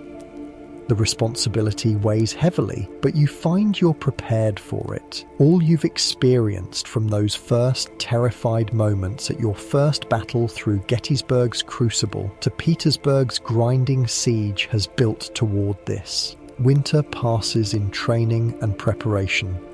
By spring 1865, everyone senses the war's approaching end. Confederate desertion rates soar.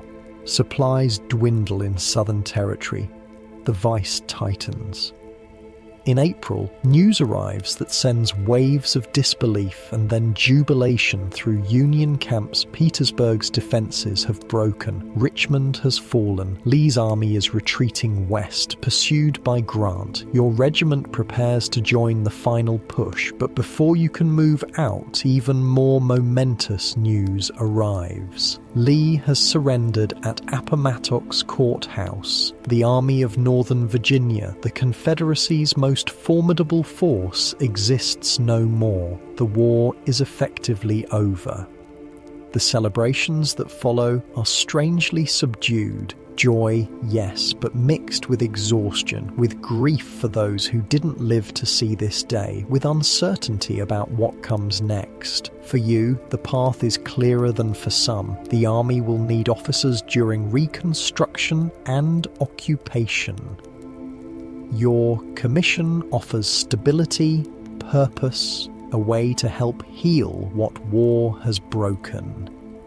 In May 1865, before your regiment heads south for occupation duty, you receive leave to visit home. The journey feels dreamlike, retracing in reverse the path that took you to war nearly 2 years earlier. The farm appears as you crest the final hill fields green with spring planting. The new barn your father built standing proud, smoke rising from the chimney, so ordinary, so miraculous in its unchanged state. Your mother sees you first, dropping her basket of laundry with a cry that brings your father running from the barn. They embrace you on the doorstep, tears flowing freely, words unnecessary. Home. After everything, home still exists. That night, sleeping in your childhood bed, you dream not of battles, but of simple things: fishing in the creek, helping with harvest, Sunday gatherings at church, the life that waits when uniforms are finally set aside.